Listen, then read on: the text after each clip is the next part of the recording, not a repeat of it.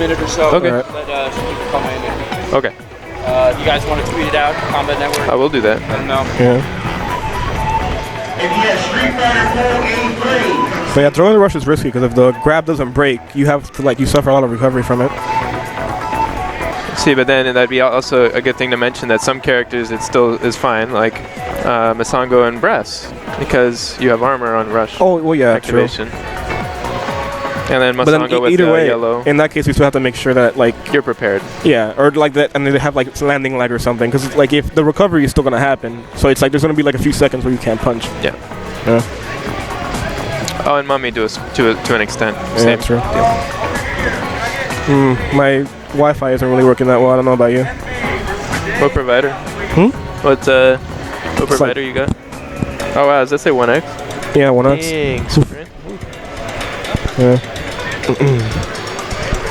But yeah. So you could hear me well? Yeah. Cool.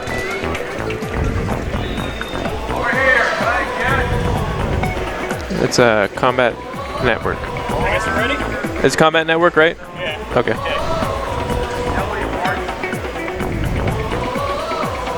There we go.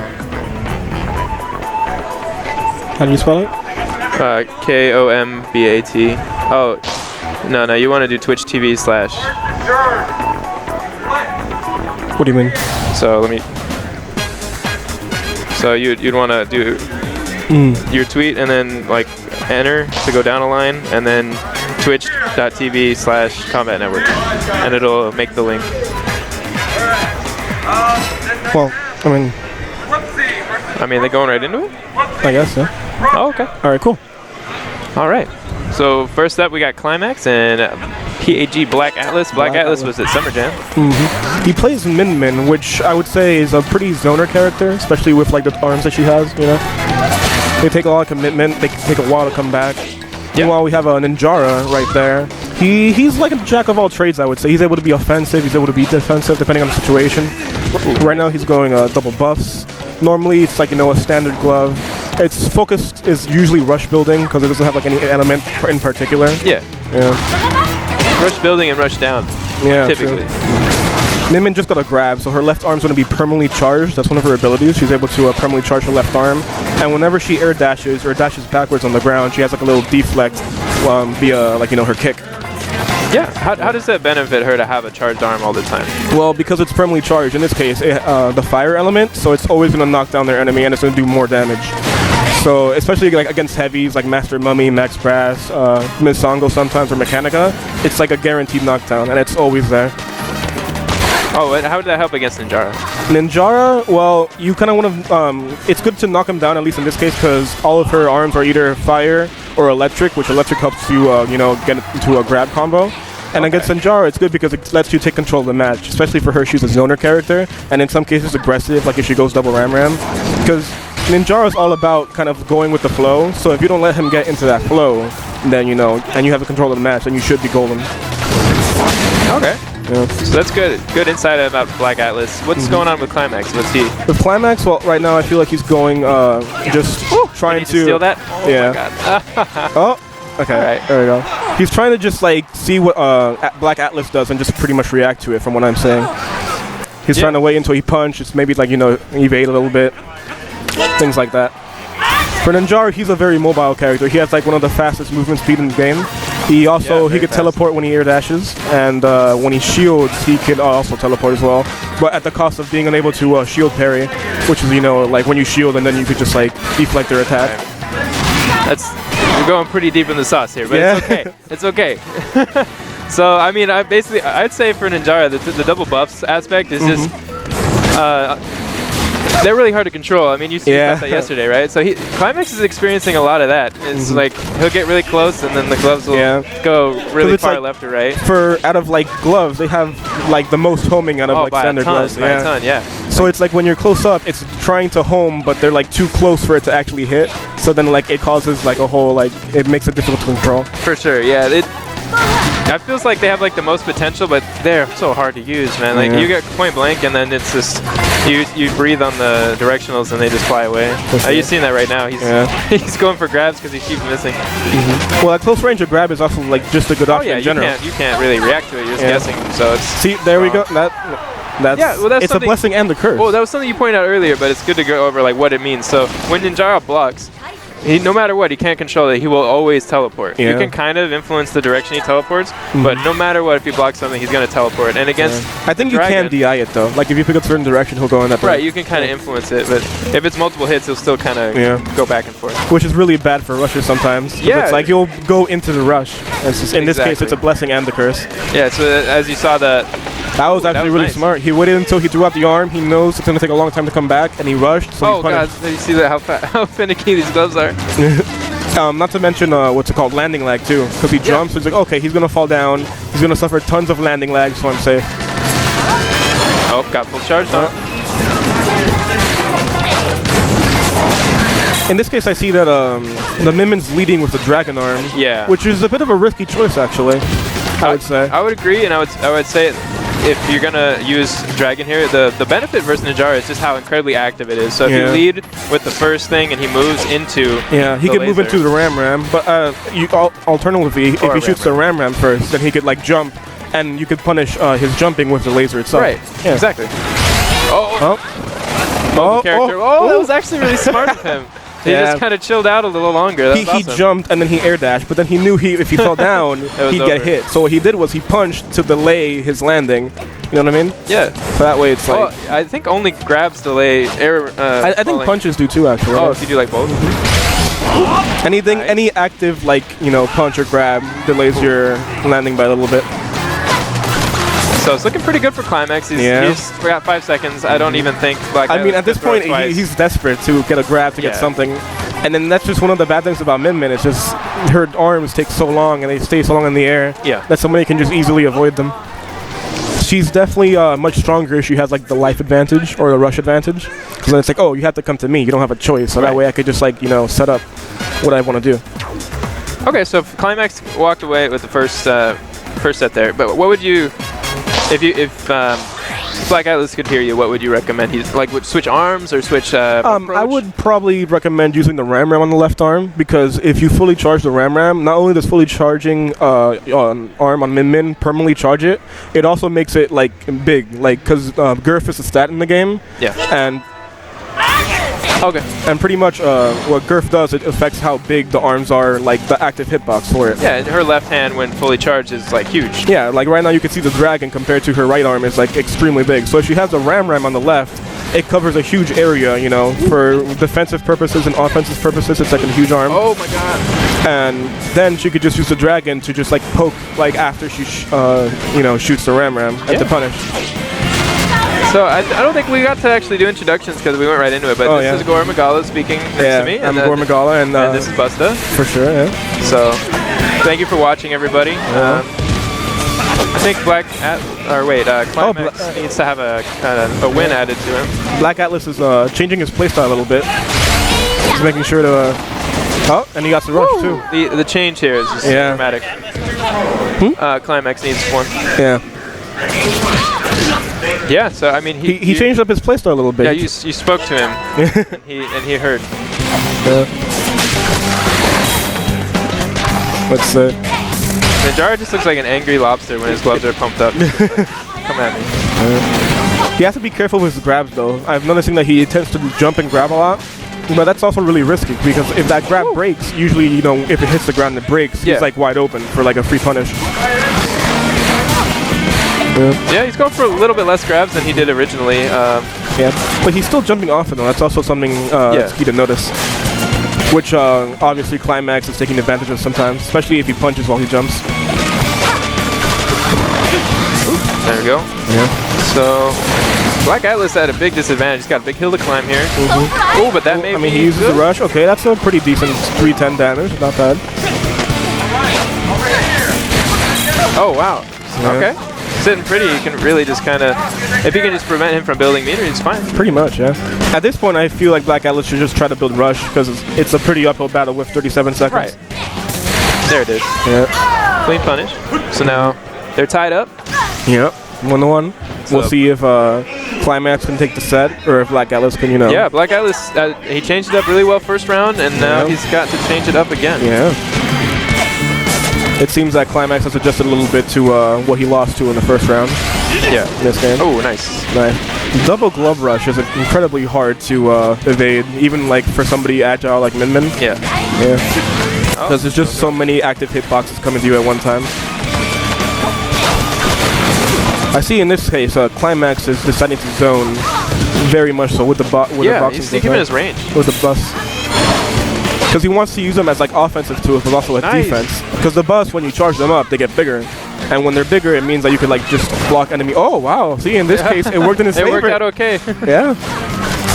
Maybe he heard about like the DI, and it's like, okay, let me just let me go away. Oh, okay. So it's a pretty tense moment here. Oh, yeah. Oh, wow. there you go. Okay. Again, punish the grab, the landing lag with a grab. Everything worked out fine for him. And now I also noticed he's staying far away with the bus because he knows the homing might screw him up. Yeah, that's the good point to point out. Like, because that was really hurting him originally, and now he's just he's using the range to guide him and follow, and so. And well, he took the set. Yeah, it's a good way to adapt. Yeah, for sure. They're hard as heck to use up close. So I think is the best 2 out of 3. I think they're good. It should be 2 out of 3. Yeah, like yeah, that's right. They're talking about it right now. Yeah. But at least I believe we're 2 out of 3. Yeah. I mean, they played 2 games. But isn't that aren't we at 1-1? They played 2 games, but aren't we? Oh wait, no. No, Climax won both. Full of it. Okay. So not sure what they're deliberating about. Maybe they're unplugging their pads. And you're going to be playing next game, right? I am. I'm not sure against who, but well, we'll see. All right. So I think you can handle this, entertain the people. Yeah. At least until I have to go eventually. Yeah. Good luck, man. All right. It's a pretty fun first game. You know, kind of introducing everybody to like the mechanics of the game, seeing what's going on. Next game should be Buster against somebody else. We'll see. I'm also curious if anybody's gonna, sit alongside me in regards to commentating. Oh, okay. But yeah, knowing Buster, he plays a lot of characters. He might go Springman. He could go. Well, he used to play Bite and Bark. I'm not sure if he uses it much anymore. But he plays a wide variety of characters usually. I have a feeling he's gonna lean towards Springman. Either Springman or Max Brass, probably. And now I'm visited by Trap Lord Huey. How you feeling, dude? I'm feeling pretty good. Yeah, good to hear. Did you watch the first game that happened, the first set? Well, I was actually playing a game. Yeah, you were practicing? No, I was playing a match. Oh, yeah. I got you. Yeah. And how'd that go? Yeah, I won 2-0. Yeah. I mean, that's how it goes. Yeah. So how's the first match? I didn't get to see how. The first match, it was pretty much a Min Min versus a Ninjara, and the Ninjara won. How do you feel about that matchup usually? Like when it comes in general? Like it's tough. It depends on how the Min Min plays. Yeah, I feel like if the Min Min is either super aggressive or is a really good zoner, it could work out in her favor. Yeah. But Ninjara is just like a very average, like jack of all trades character. Like he's not like average per se, but like he's able to adapt. He has above average speed, so he's able to get out of the way of a lot of stuff. Exactly. So it's like the Min Min has to be like pick one play style and play it on point in order to like counteract the fact that Ninjara can just adjust to things like on the fly. Yeah. For sure. Who did you play against? I know you probably picked Twin Tail, but like who was your opponent? Yeah, I played against another Twin Tail. Really? Oh. He was pretty good. Yeah. And how's that Twin Tail like? Like every other Tail. Yeah. It is what it is. Yeah. Twin Tail's like a special case though, because she's almost always defensive when it comes to her abilities and everything. But she could also play offense to a certain degree. But even then, she has to rely on the Starstruck in a way to wait until the enemy reacts first before being offensive. Yeah. And how do you feel about her Thunderbirds have been nerfed? Her Chilla has been nerfed. Twin Tail herself has been nerfed. Like, does it make it hard for you? Is it like noticeable? Well, I don't really use like the Thunderbird that much. Yeah. I use more the I use the Chilla and the Parasol. I use the Parasol to like kind of clash with arms to be able to keep like myself defense, open. pretty much. Yeah. So you usually like the Chilla and Parasol combo? Yeah. All right. The Chilla's really good though, because like it freezes your enemies in place, and something that like not a lot of people know about freezing is that it prevents like the enemy's like abilities. So like a charged max brass is gonna become small again, even if he's like enraged. Min loses her dragon arm, everything like that. And it also allows for like mind games. It's like, oh, am I gonna grab and I'm gonna punch? And sometimes you get lucky and you could like rack up a bunch of damage. Yeah, if the opponent decides to be silly and try to fight it without knowing how to. Sometimes the best decision is to just block and just be like, okay, just take the grab. Yeah. You're next on stream. All right. Like right now? No. I think there's 2 people up there already. Yeah. Probably after this game then. Yeah. I think Buster's up there with somebody else. It's gonna be Buster and somebody else. I'm excited to see what's in store. I think this is the first time we had like a real official looking stream for ARMS. Yeah. I mean, other than the Wednesday night fights. Oh yeah. That happened. That's really good. Where's that? In California. Yeah, right? California. Yeah. I forgot the actual venue name though. Yeah. But I'm excited for it. Yeah. This match in particular. Plus, not to mention, like we have like tons of available, commentators who are like informed about the game. We could just like, So yeah, pretty much we're just waiting right now for the next match. Waiting. Yeah. Oh, we're about to get into it. Oh, okay. Are we? Looks like. There it is. Okay. So it's Busta and the real Charles, a Twin Tail and Springman. So. The Twin Tail, Springman, arguably like 2 of the best characters in the game, by far. In this case, it could go either way. Twin Tail is normally a defensive character. Springman kind of all around, with the biggest, like trait that he has being the deflect. What do you think about this matchup? Well, in my eyes, I think Springman is like an even more defensive character than Twin Tail in some ways. True. Because he can't really get anything off unless it's preceded by a deflect. The deflect allows you to open up the other character easier than with Witch Time. Yeah, you're right. You don't really see a Springman just punch randomly like without a deflect, or just like move without a deflect, because it's a big part of his set essentially. Because the way like a Twin Tail aura works, you have to be able to act out of it. Like either you do a dash out of it or you block and you insta counter. But with Springman, he instantly disables your arm, so that allows for a more faster follow up. Yeah, like with Twin Tail, she's kind of locked in place when she's slowing down time in that like instance. So there's only like so much you could do. Springman, he could jump out of deflect, he could dash out of deflect. He has more options when it comes to that. And deflect, for those of you guys who don't know, it's done by if you hold charge and you let go before a full charge happens, you could deflect. Twin Tail, she holds dash and she's able to slow down time in order to react to things quicker. Right now we see going into the game itself, Busta took a round right now. He's trying to focus on, what he usually does. He likes to build rush a little bit. He's going on the offensive right now, which I would say Springman's also great for offense too, because that deflect, you could just have a deflect on wake up, which limits their wake up options. If they grab on wake up or if they punch on wake up, then it's pretty much nullified. Seeing a lot of good moves. I see that Busta in particular, he's trying to make sure that Twin Tail doesn't take advantage of like her most active trait, which is a start struck. He's trying to punch to make sure, oh, okay, you're not gonna have enough time to.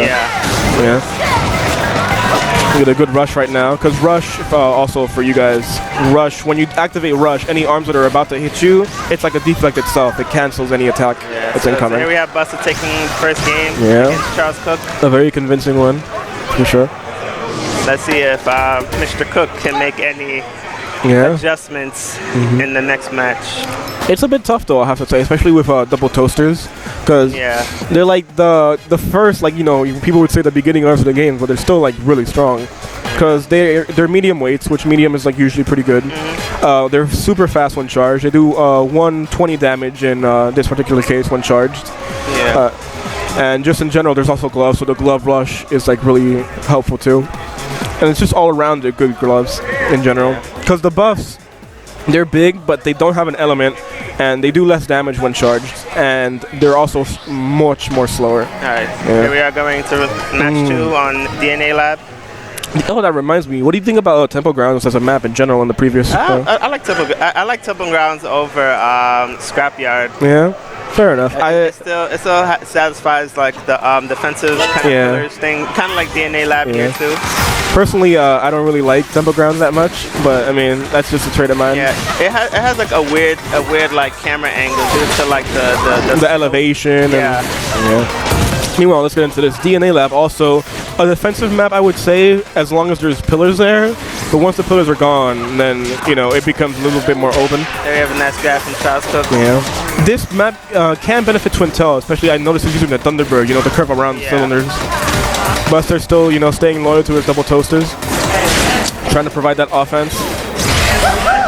Which it can be tough for a Twintel because like the Parasol isn't particularly an aggressive arm and it can't out-punch a toaster. Neither can Thunderbirds in this case. So you got a sneaky grab in there though. Yeah. Now right now it's just, seeing who punches first. Trying to get the footsies in. Very tricky grab from Buster. That wake-up grab. And there it goes.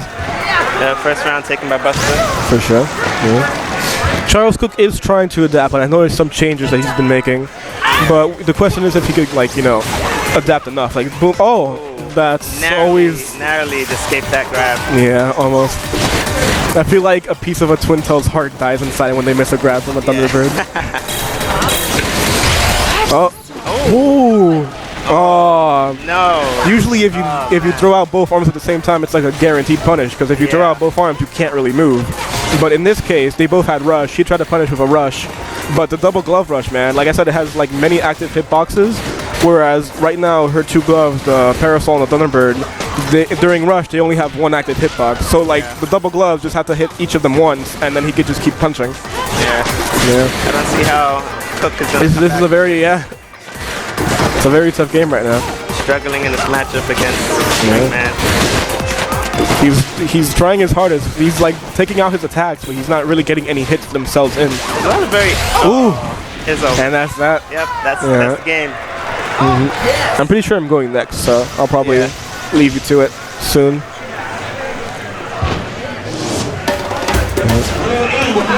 But yeah, that was interesting. I feel like Twintel versus Springman can go either way depending on how each of them play. Yeah. In general. Yeah, also depending on the arm choice. Like usually you don't really want to go against gloves with like arms that can't like fight it as easy. And like as a Springman fighting on Twintel, like you're never really gonna want to use boomerangs because Twintel in general, like she could just slow down the boomerang and then block it. And if a boomerang is blocked, it stays down for an extraordinarily long time. Yeah, it has a lot of ending lag. Yeah, for sure. Tri-Bolt might be useful, but it's also a risk too because she has Parasol. So you have to rely on pretty much the deflect for that. Yeah. We're gonna run that real quick. All right.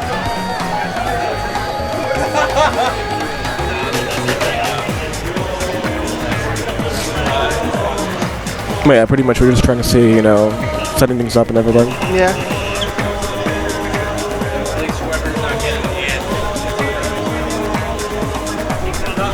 All right. Buster's gonna come on.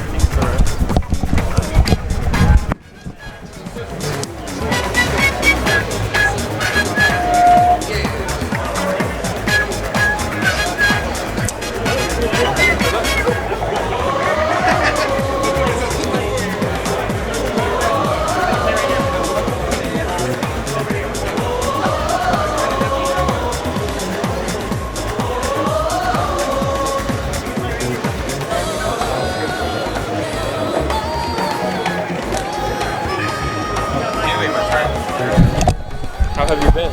Pretty good, pretty good. Yeah.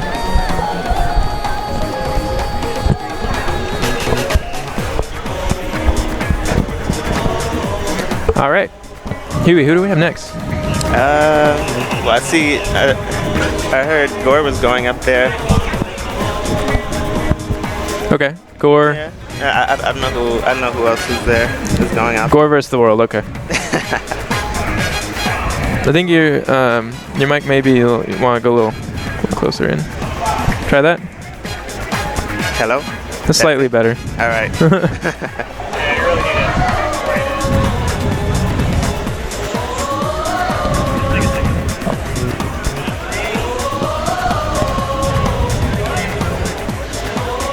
Okay, Gore and I cannot see.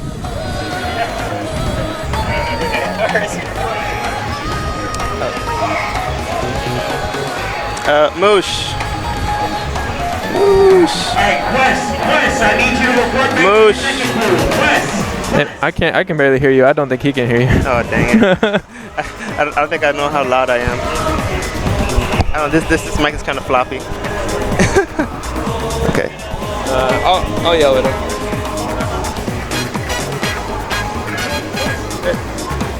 He's a very busy man. Wait. Hey, call him for a second. What's his name?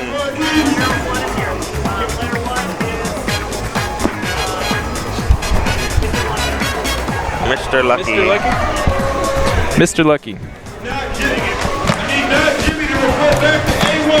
All right. All right. Here we are, about to go into this next match. They just got to set the stages again, and they should be good.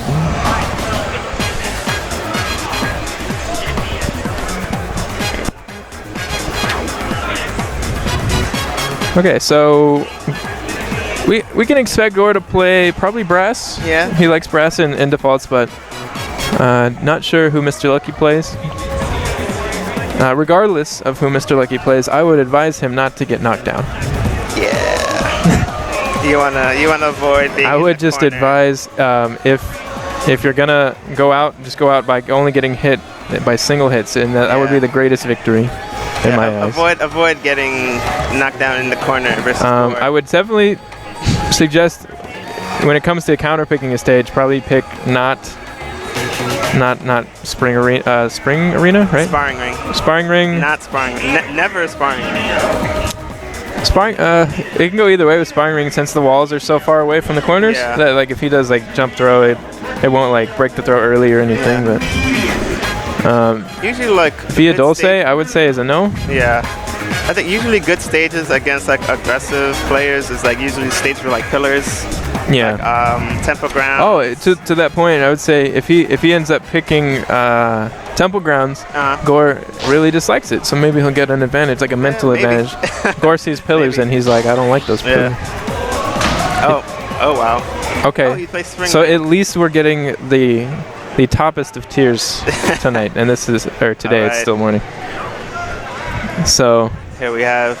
They went sparring ring. They didn't listen. And it's the Lucky going as Springman. Oh, nice. Ooh. Good start. He's going straight for the arms. He's not giving Gore a chance to charge up and pump up. It's very strong start from Mr. Lucky. Okay. So, take a couple of hits. well now Gore's all buffed up with brass, and that's good, but you have to get out. Oh no. Very tricky to escape. Yeah. Yeah, now it's more dire situation. A little early on the throw. What's going on? Okay, Mr. Lucky has a chance. He's got permanent rage. He can fight back, and then that's that. Nope. Okay, well, we saw some really good stuff at the beginning, so if Mr. Lucky can keep composed and not get knocked down, I think he can do some work. Once you get knocked down in the corner versus brass, it's very hard to kind of get out of that. Yeah, and he's not used to, I think, Max Brass is that jump after they swing, so he's missing a lot of his counter attacks. Yeah. We also don't see him using deflect a lot, but he did activate the rush. If he can get in there and keep this momentum up. Oh, he backs off. Okay, so yeah. Ooh, okay, he's got rage. Oh, he jumped. Oh, okay. That was a bad choice. Definitely some good ideas for Mr. Lucky. He's got another set to figure it out. Yeah, I feel like for Lucky, he has to play. Your next on stream. Okay. Yeah, for Lucky, he has to play a little more defensive as a Springman versus a Brass, since they're both like kind of counter heavy characters. Yeah. So he has to be able to read Gore's movements and be able to counter while also watching out for the extra explosions from the nades too. Yeah. Sometimes in that match, you gotta swing at Brass knowing he's about to deflect it, just so he doesn't pump up. Also, you have to read kind of the dashes. Yeah. Because usually during a dash, they're pretty much like what's the word? Vulnerable? Yeah, they're vulnerable during the first few frames of the dash. So if you time your punch, you'll be able to catch them out of the dash. Yeah, some good insights. So here we have Mr. Lucky switching to Helix. Let's see how this is gonna go. This is actually, well, it can be if played. Okay, like with double blorbs, it can be kind of weird, rough. Oh, but he's. Yes, Gore. Oh man, I'm in awe. I'm just watching. I can't. Oh, wow. Let's see. This seems to be paying off. The strats. Has Gore in the ice lock. I am. What can Gore do? I'm in awe. Oh my goodness. This actually seems to be working for Mr. Lucky. Oh, so close. Oh gosh. Okay, here we go. Okay, he's keeping mobile. He's trying to get out. Oh, you got him in the corner. Such a strong start. Can he keep it up though? Oh no. Oh, he knocked him down. It's a chance. Nice block. Oh, he held block for a little too long there. Yeah, he got thrown far away, so there's. Oh no. He's just got to stay mobile. Guess right. Oh, that was so good. That was so good. Oh, and he blocked the rush. Wow. Mr. Lucky with some good stuff here, man. Oh, whoa. He must have woke up block. Yeah. Usually in that situation, you want to kind of jump, because jump gives you like a few more frames of invincibility. So if you're trying to counter like a guess from your opponent, you would want to either jump or do something other than block. Yeah. Okay. I think Gore figured it out. He's like, I'm not going to have this happen again. Oh, yeah, good placement with the hammer. Oh, just doesn't track fast enough. Oh, wow. So it's a big hill to climb for Mr. Lucky. Oh, good grab. Nice grab. He's got to keep up the zoning now, but he does have rush, so it's super risky to ever swing at him right now. Flips go out of the air. I think the next dragon's going to get parried in the rush. Ooh. Just a little too late. Ooh. It's not over. Oh, gosh. It's not. Oh, okay. Now it's over. Gore takes it. Good stuff from Mr. Lucky. Mr. Lucky. And good work by Gore. And now I think you're up. Yep, I'm up. So good luck to you. All right. I don't know who you're playing, but good luck. I don't know who I'm playing either, but.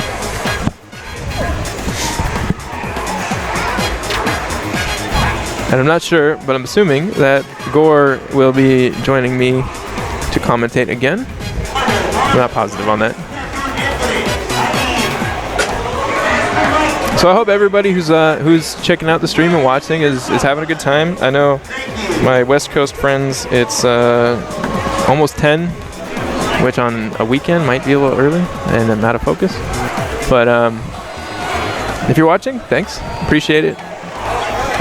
We're all happy to be out here in Philly supporting this game and the many other games at NEC. And so far it's been a great time. It's been really fun.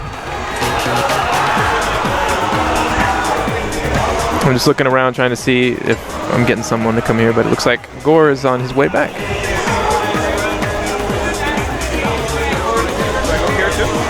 Do I commentate again? Yeah.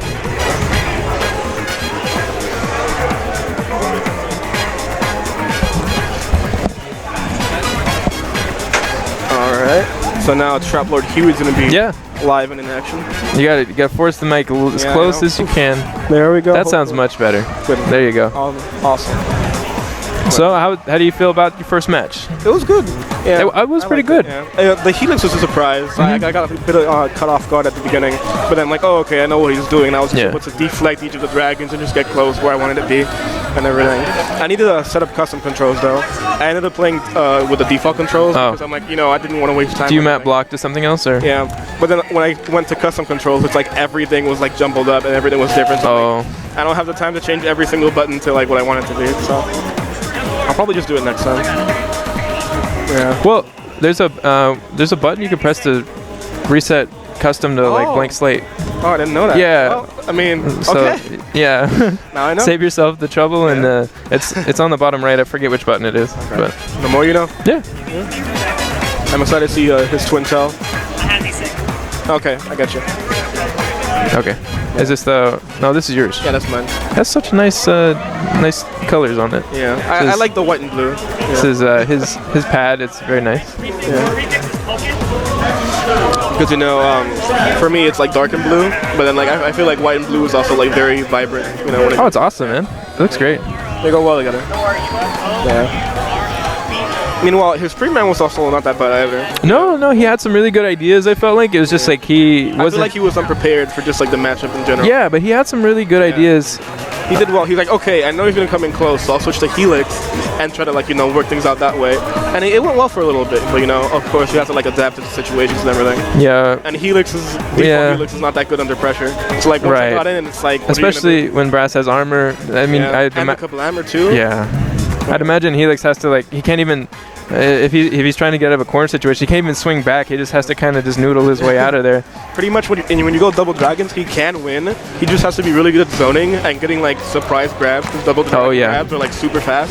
Either that, or he has to go double blores and make sure he never buffs up like ever. Okay. Yeah. Or even if he does buff up, I guess like you could also do like the blorb grabs where it's like he can't. Yeah, it just like goes over. The angled ones. Yeah. We need to tape the microphone closer to your mouth. Well, it's like night and day. If it's like a little far away, I can barely hear you. All right. I'm trying, man. No, you're good. Yeah. Okay, so we've got. Do you know who the other person? Did he just sign up as just Trap Lord? Yeah, I feel like. I'm not sure. Maybe. Just Trap Lord. Okay. Yeah. EMP Trap Lord. Okay, so we got Trap Lord and we've got. Player 2 is Ouroboros. Ouroboros. Oh, okay, sweet. Yeah, I know him. A Pokken Ouroboros, to be exact. I knew the name was familiar, so that's Pokken player. He was on the Discord too. Oh. Yeah, for a bit. I'm not sure if he's like as active as he used to be, but he's still there. It's gonna be interesting to see. So I'm guessing it'll be like a Twin Tail versus Ouroboros. I think he used to use Mechanica, but we'll see if that shapes up.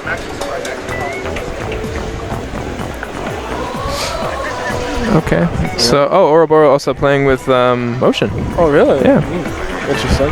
It's funny because, like, I know, like, Kojora, which is, like, one of the top players, like, that are known, he uses motion.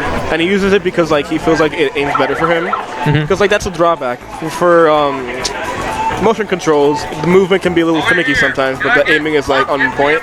But for when you do, like, pad or, like, a controller, your movement's on point, but the aiming can be difficult, too, especially, like, aiming two arms at the same time. Yeah. So that's that. Well, I think after they added custom controls, it helped motion out a ton, right? Yeah, especially because you could affect the sensitivity of your punches and the sensitivity of your movement individually too. Oh yeah. Among like other things like throws and such too. Well, having block not be that is not only that, but you can the like SL and SR buttons, which are like the little buttons on the side of the Joy-Con, that also helps a lot when it comes to like blocking and everything. All right, so I think the screen we're seeing is Trap Lords. So this should go to I'm not sure. Twin and or not. Never mind. It is. Okay, so are we going to see Twin versus Brass? I think we are. Oh, okay. Sweet. It's going to be interesting. Oh no, never mind. Twin versus Mechanica. There we go. Oh, that must have been the hosts. Yeah, true. Whoops. Okay, so we got Ouroboros versus Trap Lord. Twin Tail and Mechanica. You were right. Yeah. This is kind of a tricky matchup for Mechanica. It's, I would say. You have to play superb. Yeah, play around that bird, which is easier said than done. Because I mean, all of Twin Tail's arms are elemental arms that could affect heavies. Yeah. So it's just. Meanwhile, Mechanica, at most, I guess you could use Homie to affect her blocking abilities. She might use the revolvers to like break her arms easily, but it's kind of a tricky matchup. Yeah, so far. Yeah, she's really slow, and again, her arms tend to have like a lot of commitment to them. So. Yeah, we're seeing a lot of that right now. Yeah. Oh, that bird missed. That was clever. He was using the hammer, because the hammer is a heavy arm, because different arms have different weights. The hammer's a heavy arm, so it can beat Twin Tail, all of Twin Tail's arms, actually. Yeah. Meanwhile, the homie's a medium, so he could use it to block. But it could also hurt Mechanical as well, because like it could explode on her. Too. Yeah. Okay, so I would say with Mechanica, when it comes to her playstyle, she's build rush really fast and then like let it out, but make sure you don't miss type of character. right. Because like all of her rushes with like any arm combination can do like 500 plus damage with just half your health. Yeah. There's the pressure of landing it, which is hard because the arms are slow when it comes to rush. Exactly. And her ability is like that she could hover like on the ground and in the air. So if she's sliding, it could affect if the rush How it tracks. Yeah. I'd say the easiest way for her to land a rush is using Revolver, but True, because the Revolver, it goes pretty quickly, but even then, like I said, it's still effective to sliding. You could slide in and the Revolver is just like, nope, I'm not going to hit. Yeah, I think this loadout that Ouroboros using is one of the harder ones to land a rush on, so. For sure. For pretty much, for him to land a rush like that, the enemy has to either grab or throw out both arms. Yeah. So Trap is keeping his space. He's got Rush on deck to react. Trap prefers a more defensive play style in general. Oh, there we go. The birds can be generally anti-air arms, but it's a little bit tricky because you have to get the right angle to get in the air. It is worth saying that you can angle, well, you can control the trajectory of all arms, but the bird in particular, both birds, well, Phoenix and Thunderbird. The way it works is that curving arms is like, okay, some straight arms, usually you control the trajectory like during flight. But when it comes to curving arms, like the birds, you control the trajectory before the flight. Also, that was a really great combo really great combo. He used the wind to, throw him up in the air, and then he comboed it into a rush while he was still in the air for pretty much a rush that you couldn't avoid. But as I was saying, curving arms, like the hammer is a curving arm, the birds are curving arms. Their trajectory is affected before you punch. So the direction your analog stick is in during the time you press the punching button affects like where it's gonna go. Yeah. You can't change it once it's already in flight, as opposed to arms like the parasol or stuff like that. Yeah, but with Thunderbird, the bird that Twintail has, it's you can control it. You can kind of have it start off going high, start off going low. Yeah. It's got a lot of angles, and with a recent change to them, you have to be a lot more accurate in your approach. For sure. The birds in particular, I think, are like the only curving arms that have like the 8 diagonals as angles. Yeah, so they go up, down, diagonally right, left, up and down, like diagonally. Yeah, left and right. They are tricky to use, but Twintail versus Mechanica has the benefit of Mechanica being pretty big, so it helps out a lot. Shoot a Chilla this time. Okay, now we're seeing there's a Revolver. Heavy arm. Oh, Revolver, yeah. Which Revolver is good for, like I said, clipping arms. Like you see his arms yellow right now. Arms can take 3 hits. So if you don't hit your opponent, but the attack is close enough to hit their arm, it clips your arm. And after 3 hits, arms get broken and you can't use them. And it's like a sitting duck, which is a good strategy for Revolver. Yeah, it's probably the best arm for it. That and Retorture. Since Twintail, she dashes a lot. And since Twintail dashes a lot, her arms trail behind. Yeah. You see the dashes, so it can help with that.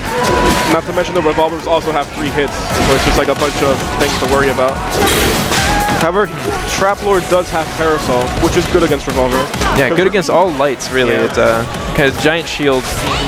Oh, very nice throw. For sure. So it kind of looks like it's been a scramble, but if you look at it, it's really, this is working out so much better for Ouroboros. At the very least, it's even right now. See? There we go. It's just too much for him to keep up with. And this... Oh, that counter rush. He shield parried into it. Very nice.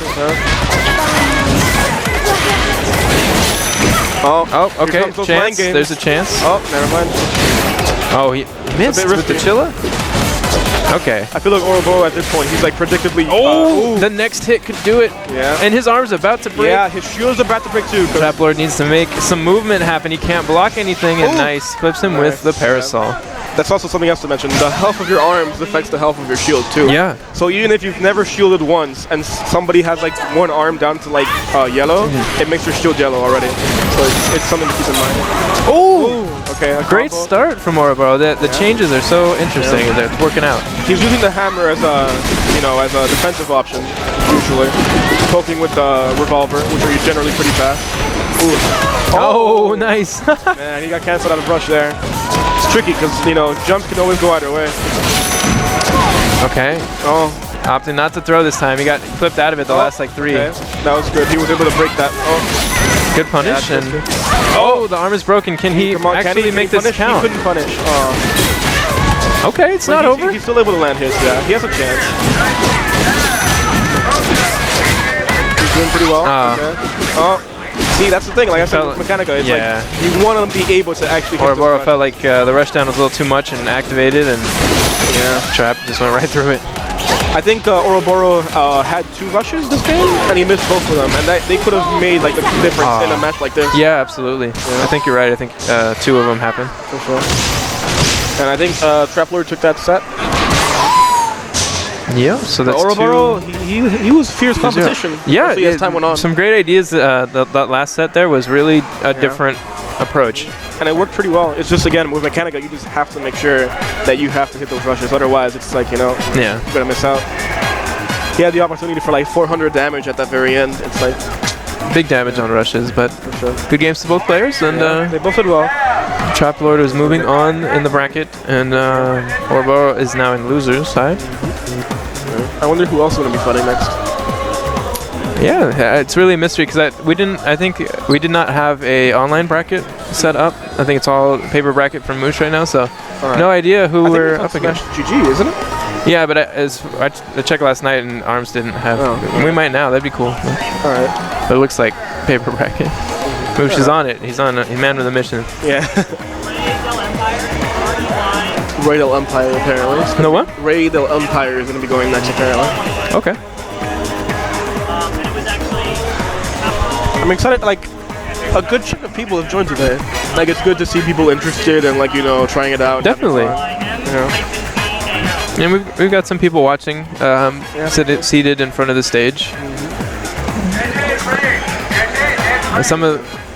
You have family here, right? Yeah, I do. Yeah, I came so that's awesome. Yeah, they're, like, supporting me and everything, so.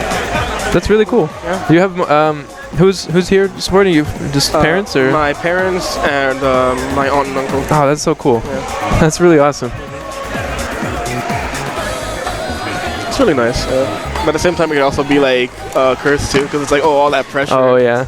On stage, you look back and they're just looking at you like, "What are you doing, man? Come on, get it together." Pretty much. But it's all good. I mean, I know also some people were like, you know what, let's just like play Arms for fun. It's like, and I know it's like $10 to enter. Yeah. But it's still like, people are still willing to like try things out and just, have a good time. I definitely think most people, when they come to majors, they're just not used to seeing it around. So if it's there, some people do just, they don't own a Switch and they're like, I want to punch people. I mean, everybody wants to punch people in video games. It's Darcis, So it is how it is. Especially if you can punch them multiple times in a row. They just use big words on me. You use catharsis. Now I want to use hubris in our commentary. Elevated the commentary. hubris of man. Yeah. Let's have like a 1780s commentary session right now. Shakespearean. Let's do it. What, you egg? He stabs him. Start the match. Get the match. Start the match. I can't handle this, man.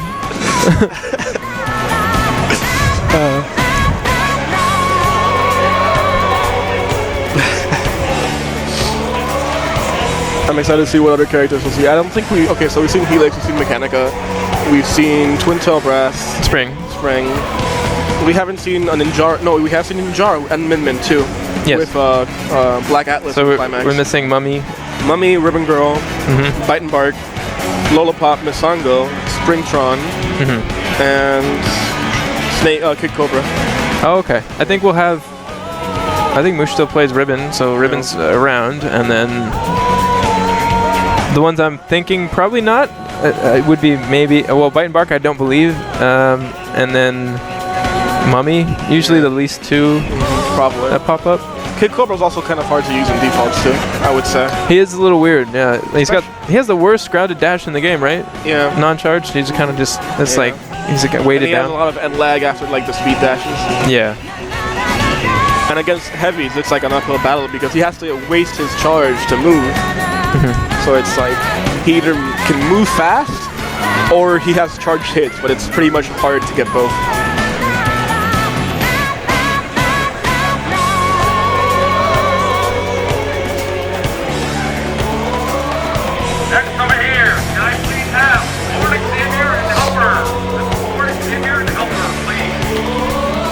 Venue's actually pretty large for NEC. It's the first time that I've been here, and I believe first time for you too, right, Gore? Very large venue.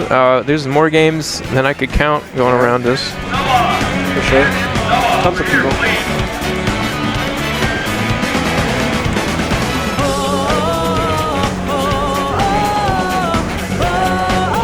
Seems they're doing stage striking now. So we should see a game soon. Striking the stages. I don't know if it's laziness or whatever. First round I always just go random, and I'm just used to it by now. I'm just like, whatever.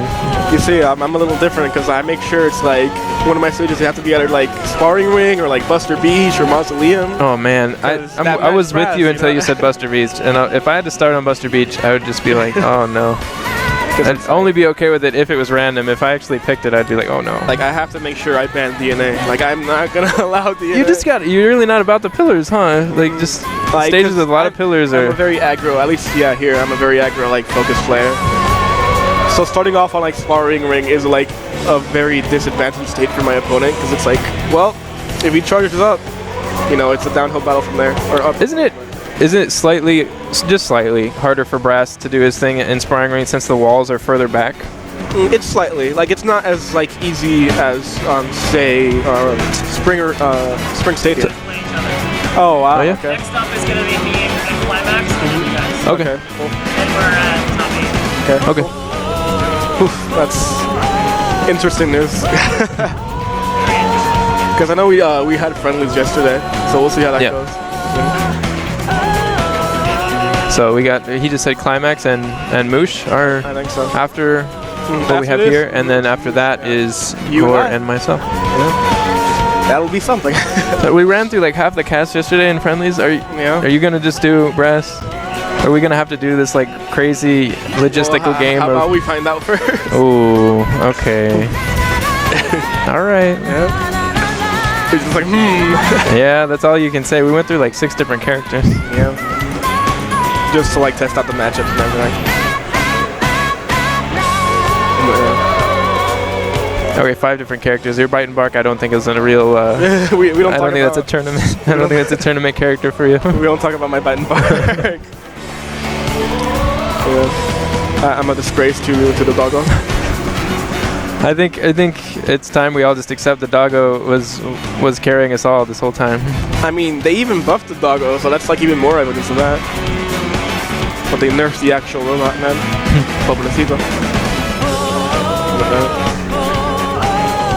It's the most involved stage striking process. Yeah.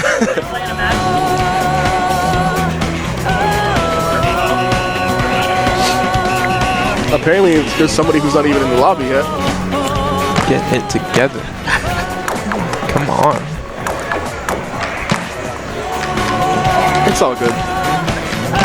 You know, more time. I wanna see Moosh's Ribbon Girl. I want to see I want to see these two gentlemen duel it out on stage right here. I know Moosh prefers customs, if I recall correctly. Like he had a mean megaton Ribbon Girl. Like he would use megawatt on a Ribbon Girl. Oh, okay. Yeah, it was crazy. So I'm excited to see how defaults is for him.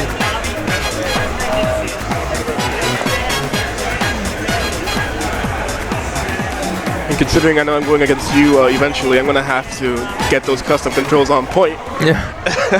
Take that as a compliment, I guess. You need to get that blocking on L. Oof. You know, it just dawned on me. Did Catfight is here? Did Catfight make it? I don't know if Catfight made it, but like Symbol's right here. I just realized. Where? Right, he's fighting right now. Oh, he's fighting. Whoops, I'm not looking at the monitor. All right. Awesome. So Sim plays Ninjara, of course. It should be 0-0. Yeah. Due to some technical difficulties, we were not spectating the first match, and Symbol is up 1. Oh my god. All right. It was going on this whole time. I saw some craziness, and that's why I said it was the most involved stage pick. Okay. Dang, they were really analyzing. All right. Apologies, everyone, but Symbol, he just starts off with 1 up. He's very... Yeah. He's just so good, they just gave him 2-1, you know, for sure. Springman versus Ninjara. How do you feel about this matchup in particular? Spring and Ninjara? Yeah. Definitely good to have Tri Blast available, just because... Yeah, because the explosion can mess up his deflect timing. And as well as clip his arms, too, because Tri Blast has a great, like, horizontal range. Also, one thing to mention when it comes to light arms is when light arms are uncharged, they count as multiple hits. Yeah, it's but when they're charged, they count as a single hit. Absolutely. So uncharged tri-bolt that Springman has sometimes can actually do right really now, good. Springman has a comeback factor, which permanently charges all his arms until he's dead. And in that case, you can see the tri-bolt will just punch through completely. Yeah, just one. All three of those hits count as one, and if you punch it, they all fall. The only exception to this rule is the Hydra, if I'm aware. Charged Hydra still counts. I think you're right. Yeah. It's been a while since I've seen it in defaults. Which is strange because the Biffler counts as one hit charge too. Oh, Yeah, it is what it is. nice. That was a pretty good trade in his favor. Oh, gets thrown. Sneaky grab.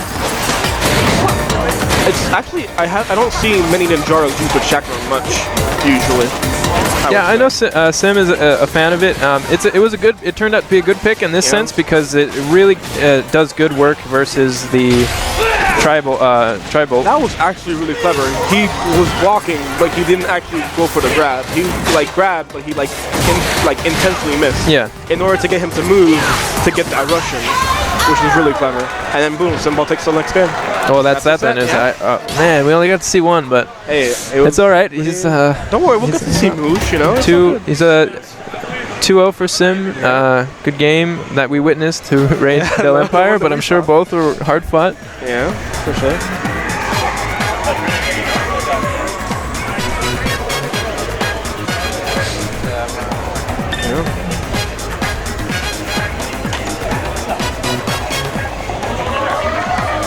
Besides, it's not like the end of the world. I'm pretty sure these guys also have like the losers bracket to worry about as well. If I'm not mistaken. So they can make a comeback.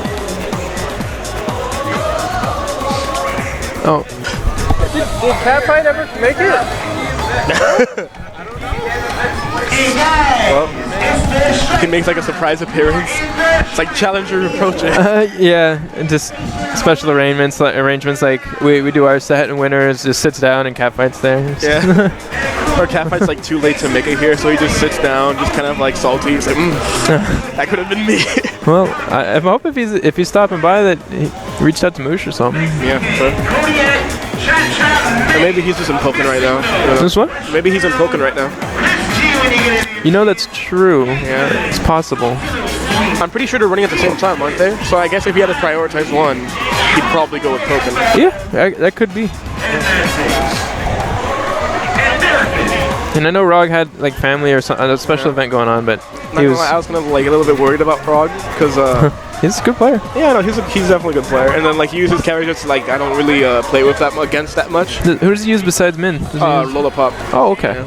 Like, and it's not that bad, but it's it's just like I don't fight too many Lollipops. So yeah. A little bit different. Crazy defensive character. Yeah, for sure. Like I know my way around here. It's just I guess the fear. Yeah. All right. Setting up stages. I'm excited to see Moosh, man, the tournament organizer himself. Yeah. Pretty crazy.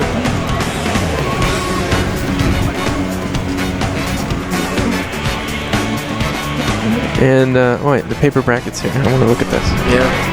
Yeah, let's see how it's going. All right, where are we at? So, let's see. Oh, you said Rizal's not here, right? Yep. Where are you? I'm here. Here. It's us? Yep.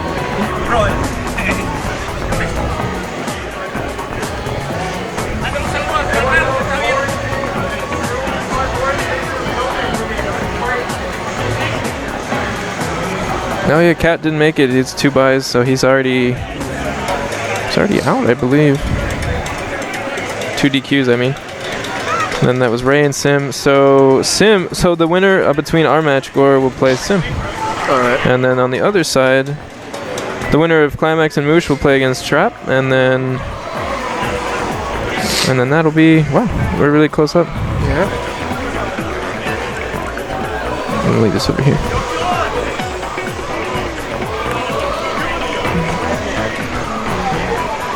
Once again, thanks everybody who's tuning in and watching. Yeah, hope you're enjoying the matches. Hope that our commentary has been good. Yeah. If not, please feel free to reach out on Twitter and yell at us. We have poor cell reception here, but I promise we'll get to it and address any of your concerns. Like 3 hours afterwards. Yeah, we'll send you a response via carrier pigeon. Yeah. And just reply at your leisure. We are here for you. We are servants of the people. 11 to 12 business months.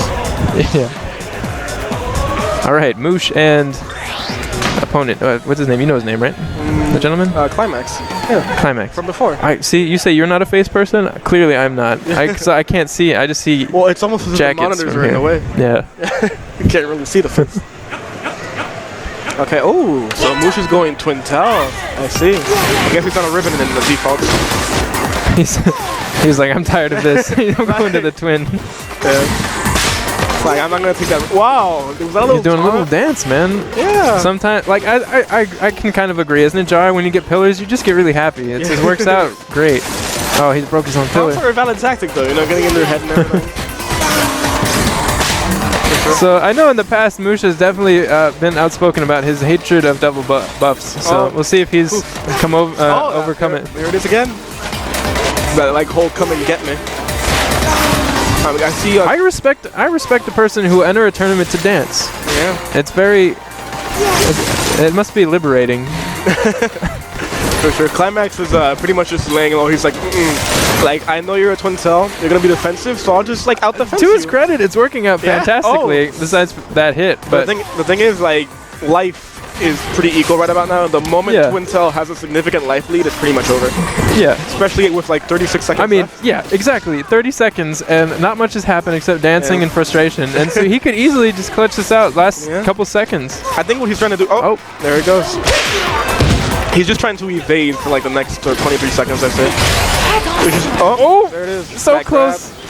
And see, it's like now, what is he gonna do? A rush and a grab is pretty much the only way this is gonna work out. And he's got part one. But see, the thing about buff is their rush is really low in terms of damage.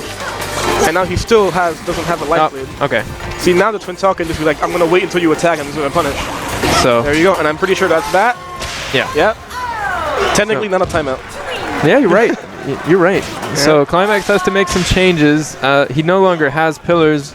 Doesn't have the dancing advantage on round 2. I mean, maybe he'll like go ballsy and just dance in the middle of nowhere. I would be so impressed.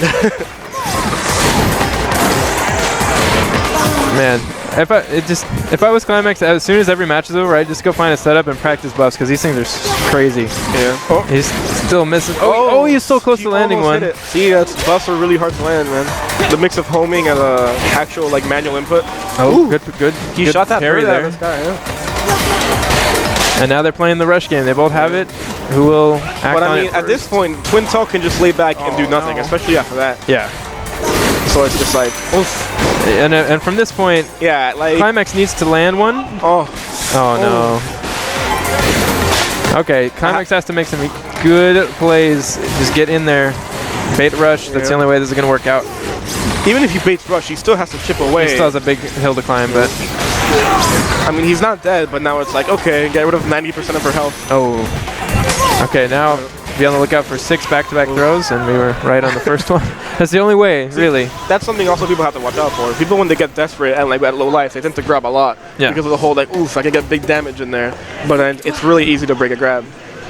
So yeah, I mean, with double buffs and no rush available, that was really the only way he was gonna make that comeback. So. I feel like maybe he should experiment with Tri-Blast a little bit just to mess her up. It does help out for Twin because she can still use the aura to slow things down, but like Spring and Brass has to deal with the explosion after. So okay, so now we've got Misongo on Moosh. So I guess he plays a little bit of everybody. Oh, Moosh changed? I think so. Yeah. Okay. Huh. So he's just showing off his characters on screen. Yeah. So there we go. We've seen the first Misongo. Okay, so he's using all of his arms are poison, which they do, accumulated damage over time. Right. And if they stack, so like the more you hit them, the more damage it does, up to 3 damage per second, and it does a maximum of 12 ticks. His right arm is a Scully, which is a light arm, the only light arm that counts as a single hit, as opposed to multiple hits. Oh, good point. Yeah. And his left arm is a Scorpio, which on the ground, it like travels and scurries along the ground, and then like it does like a little poke. and in the air it's like a flying saucer where it just, you know, just goes around horizontally like that. Yeah, very good arm in the air. Sango is quite the complicated character. Right now he put the yellow mask on, which makes him a little slower and it makes him get rushed more, but it doesn't matter at this point because he already has rush. But the main draw of this is that if he rushes, he's invincible. So even at this point, if Climax rushes, Moosh can just rush in return and he'll just win the battle automatically. Yeah. So I could see Climax is like, what do I do here? Yeah, he's got to find a way to... With 30 seconds, he'd have to do it now. Just find a way to make something happen. Something also tough is that the red mask makes him a heavy, and then Jara's not prepared to deal with heavies. Very true. Yeah. In terms of his default arms, because none of his default arms actually take down heavies. That was also a really clean grab. All right. And finally his blue form, which you haven't talked about, makes him super fast. Yeah. But it makes his arms really small. So, like, you know, that's a trade-off. Blue form, surprisingly, is very difficult for Ninjara to follow with buffs. I'm pretty sure it's faster than Ninjara. It might be. It's very fast. Oof, there we go. Good pressure from Moosh. Oh, also something to note is that the poison staggers your movements too. Yeah. It kind of freezes your screen a little bit. Yeah. It's like every couple of seconds, it's just randomly, it's like, oh, inputs aren't working, so. Oh, that tech, okay. It's just getting out of the way. There's that yellow, you know, you can't hit him when he's using yellow. Although I will say, yellow, like the invulnerability, only applies for like the first couple seconds. Yeah. Like you could still get hit near the last. Possible to hit him, but just very unlikely. You gotta time it well. Okay. Oh, wow. That's, I thought that one would hit land. I thought the landing lag would get him. Oh, that's also the note when he blocks, the little ghost friend. Yeah, Ghost Friend puts up a pillar that parries 2 hits. Actually, I think in the patch notes his name is Misanga. Oh, that's right. I think so. Or her, I don't know. Them. Well, at this point, he just wants to get that rush. Oh, there it is. Oh, then Jara, the speed couldn't get it. Oh, wow, he's alive. That was so little damage. The chip damage will not kill him. He needs a clean hit, and there it is. So that is 2-0 for J Moosh, and now it's gonna be you and me. Good games to both, and I guess we're both up. So, I mean, do we wait until another commentator comes up? Or? Yeah, let's do that. See who Moosh wants to put on commentary. Probably Trap, if he's available. He looks available. Yeah.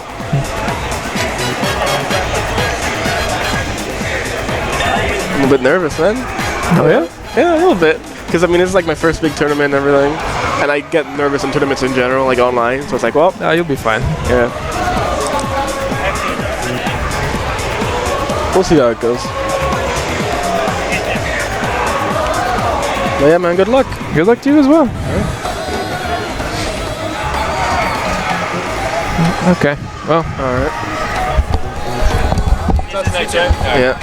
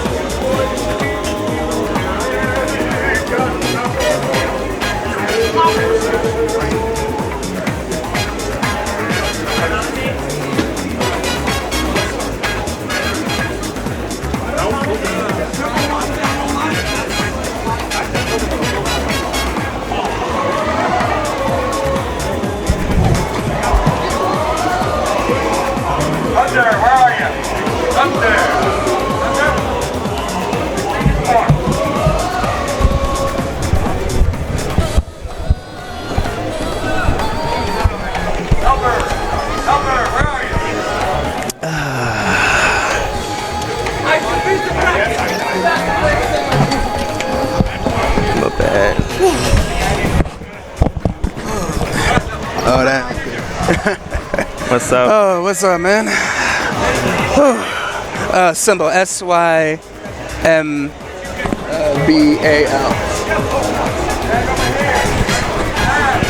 Didn't think I was gonna make it here. Yeah, you just barely made it. Man was just about to DQ me. Oh my god.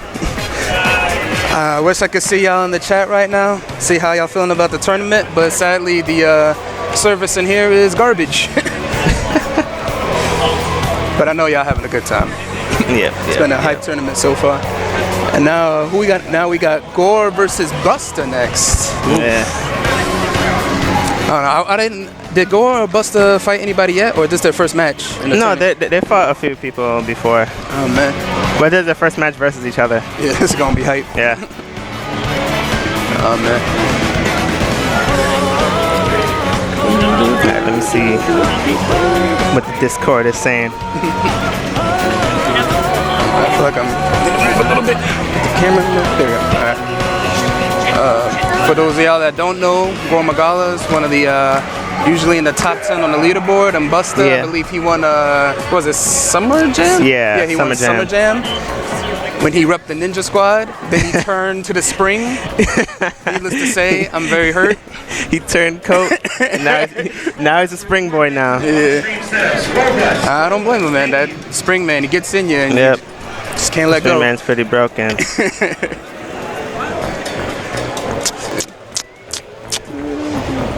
Oh, here they are going rock, paper, scissors for initiative.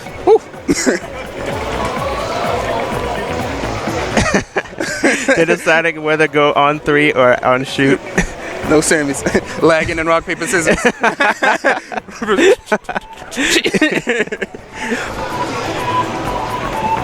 Right. More technical difficulties, or? Let's see, what stage did he decide to go to first? I'm going to bet it's not going to be Mausoleum. Mausoleum is a terrible stage. I don't think we're going to see any fights on that stage. Hopefully not. Let's see, maybe they're overhearing and they're like, man, I'll prove you wrong, Simba. I'm going Mausoleum first. Round 1. All right, let's see. See, whoever switched this. Gore is most likely going to use Max Brass. Yeah, we're going to get Brass versus Springman. Daddy versus his son. That's not confirmed yet, by the way. We don't know that for true. Headcanon, man. All right, here we go. About to go into the first match. Oh my God, Mausoleum. Oh, commentator's curse. Right. Commentator's curse. Oh man. All right, here we go. We have Super Saiyan Springman. All right. Let's see. Gore going double nades. Busta sticking to his double toasters. Busta landing the first hit. It's going to be interesting seeing Gore try to use Brass on this stage. Not as many corners to take advantage of. Oh, he got that knockdown. Now he's buffed up. Ooh, deflect coming in handy. Ooh. Yeah. Nice grab. Nice grab.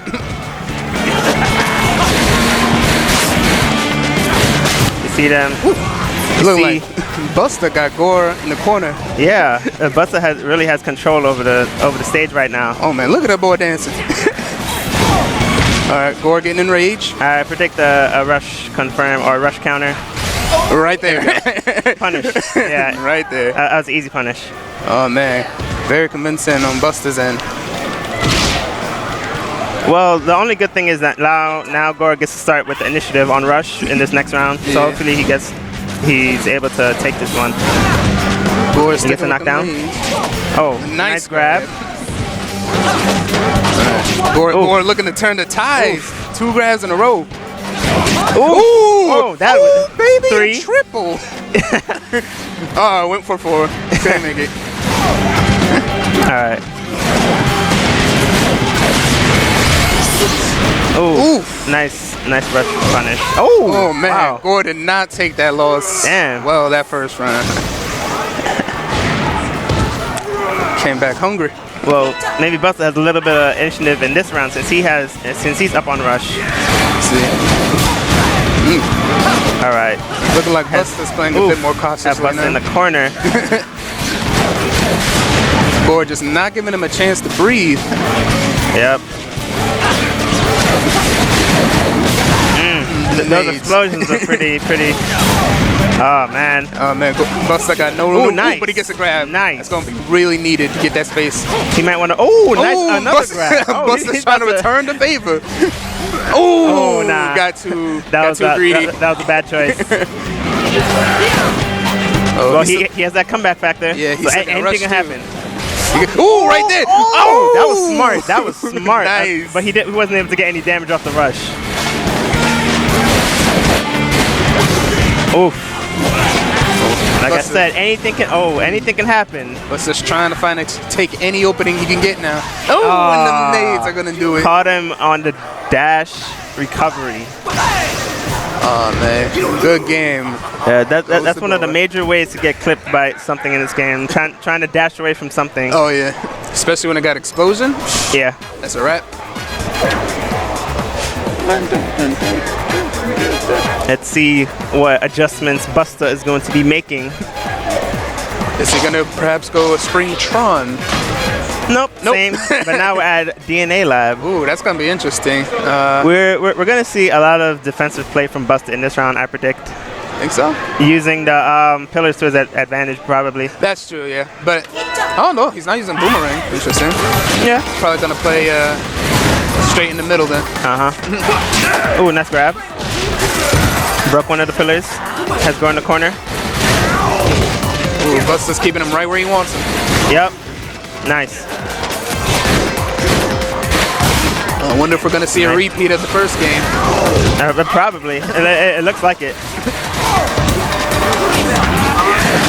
Gore getting buff up. Oh, getting hit. Busta in the corner. Oh, but he can't. Is he gonna keep him there?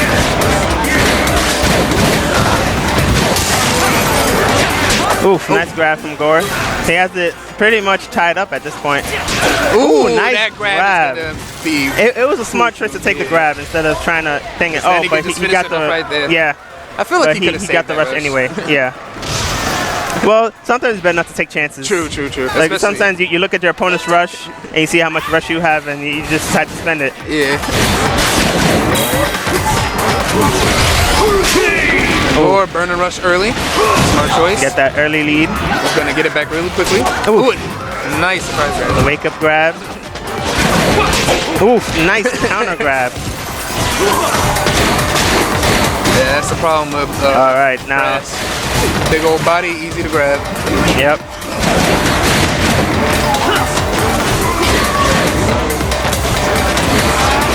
Right. Let's see. Busta in a bad position in the corner there. He's in a bad position right now. And Gore has rush. Yep. Ooh, he may not even need next trade is going to decide the game. Oh, maybe not. Oh. Nope, there it is. Nah. Yeah. He was able to accurately predict that grab and just punch right through it to punish. There we go. Pretty even last game. So they both have rush. Whoever whoever gets the first knockdown is gonna have the initiative in this round. Because the player with the less life has a steeper hill to climb. And now he has no rush. Busta. This is rough. Oh man. See Busta fighting back with that grab. See, if Gore hits, countering with the rush. Clean 290. Oof. Oh man. This is looking rough. Miracle. This is looking rough. Can he embody Springman and get that comeback? No, the nades are gonna finish it. Yep. Good. So we have Busta moving down into losers. Gore moving on. I always hate to see a spring advance, but good play, man. Good play. Oh. Ooh, all right. Okay, I'm about to go play on stream. Look, man. Oh, that's gonna be a twin double. Will we see the quad T-birds? So again, chat, sorry, my phone ain't getting no service. I wish I could see y'all lovely compliments and your lovely faces, but I know you guys are enjoying the stream. You're next on stream. I'm next on stream? After they go? Alright, cool. Whew.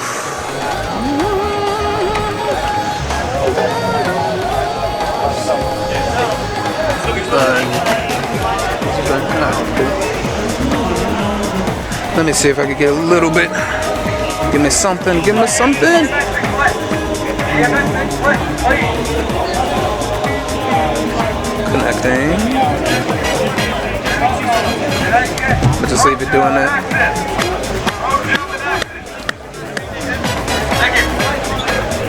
So, who y'all got? Well, what character, I should say first. What character y'all think is gonna end up in taking the game? Oh man, what's up? The man himself, in the flesh. Symbol. Oh. Finally. Makes sense. Man, I'm gonna have to fight you next.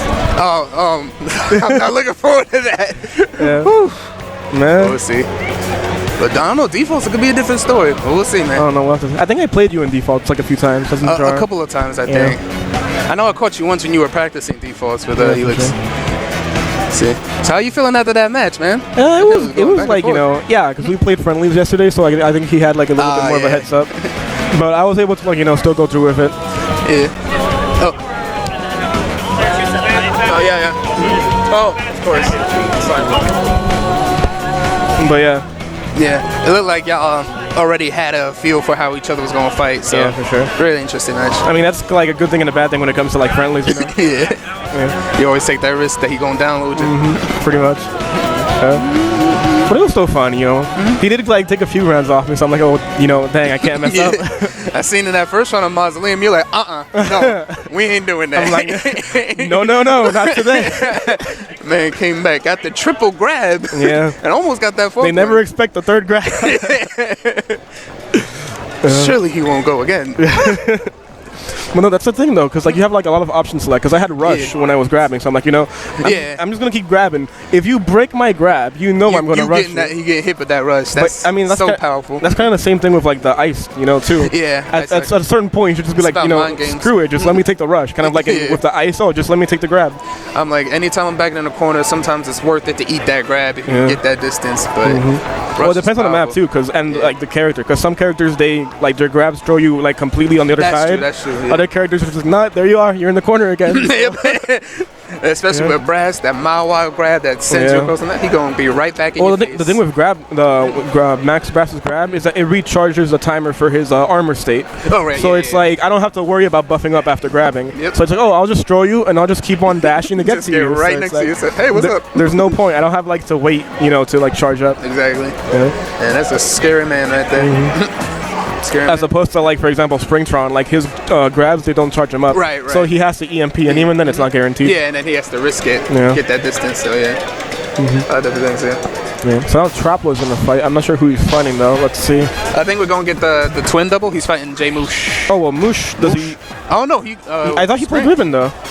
Well, I just saw Moosh play. I don't think I've seen Moosh play a lot, but I saw him pick a twin tail in his match. I guess earlier. Like in default, it's like twin tail, the Trinity right there. Yeah, right there, twin Spring and Brass. Yeah, we seeing it right now.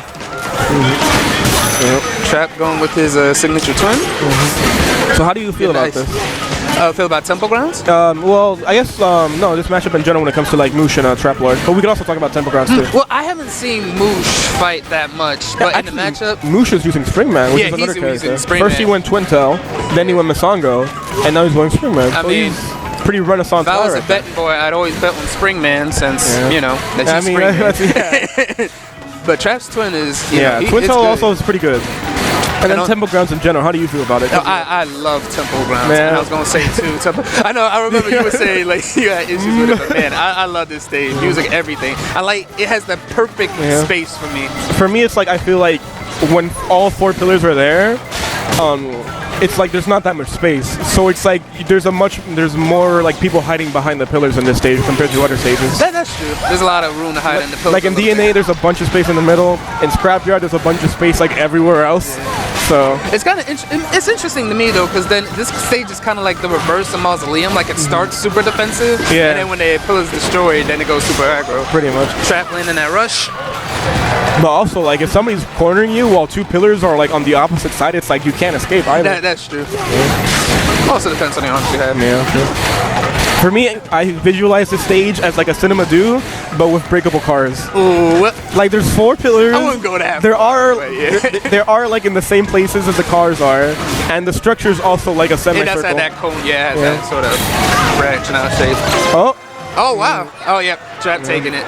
Yeah, I'm predicting on a stage like this, Twin's going to have a bit of an advantage, though, so she can get that space.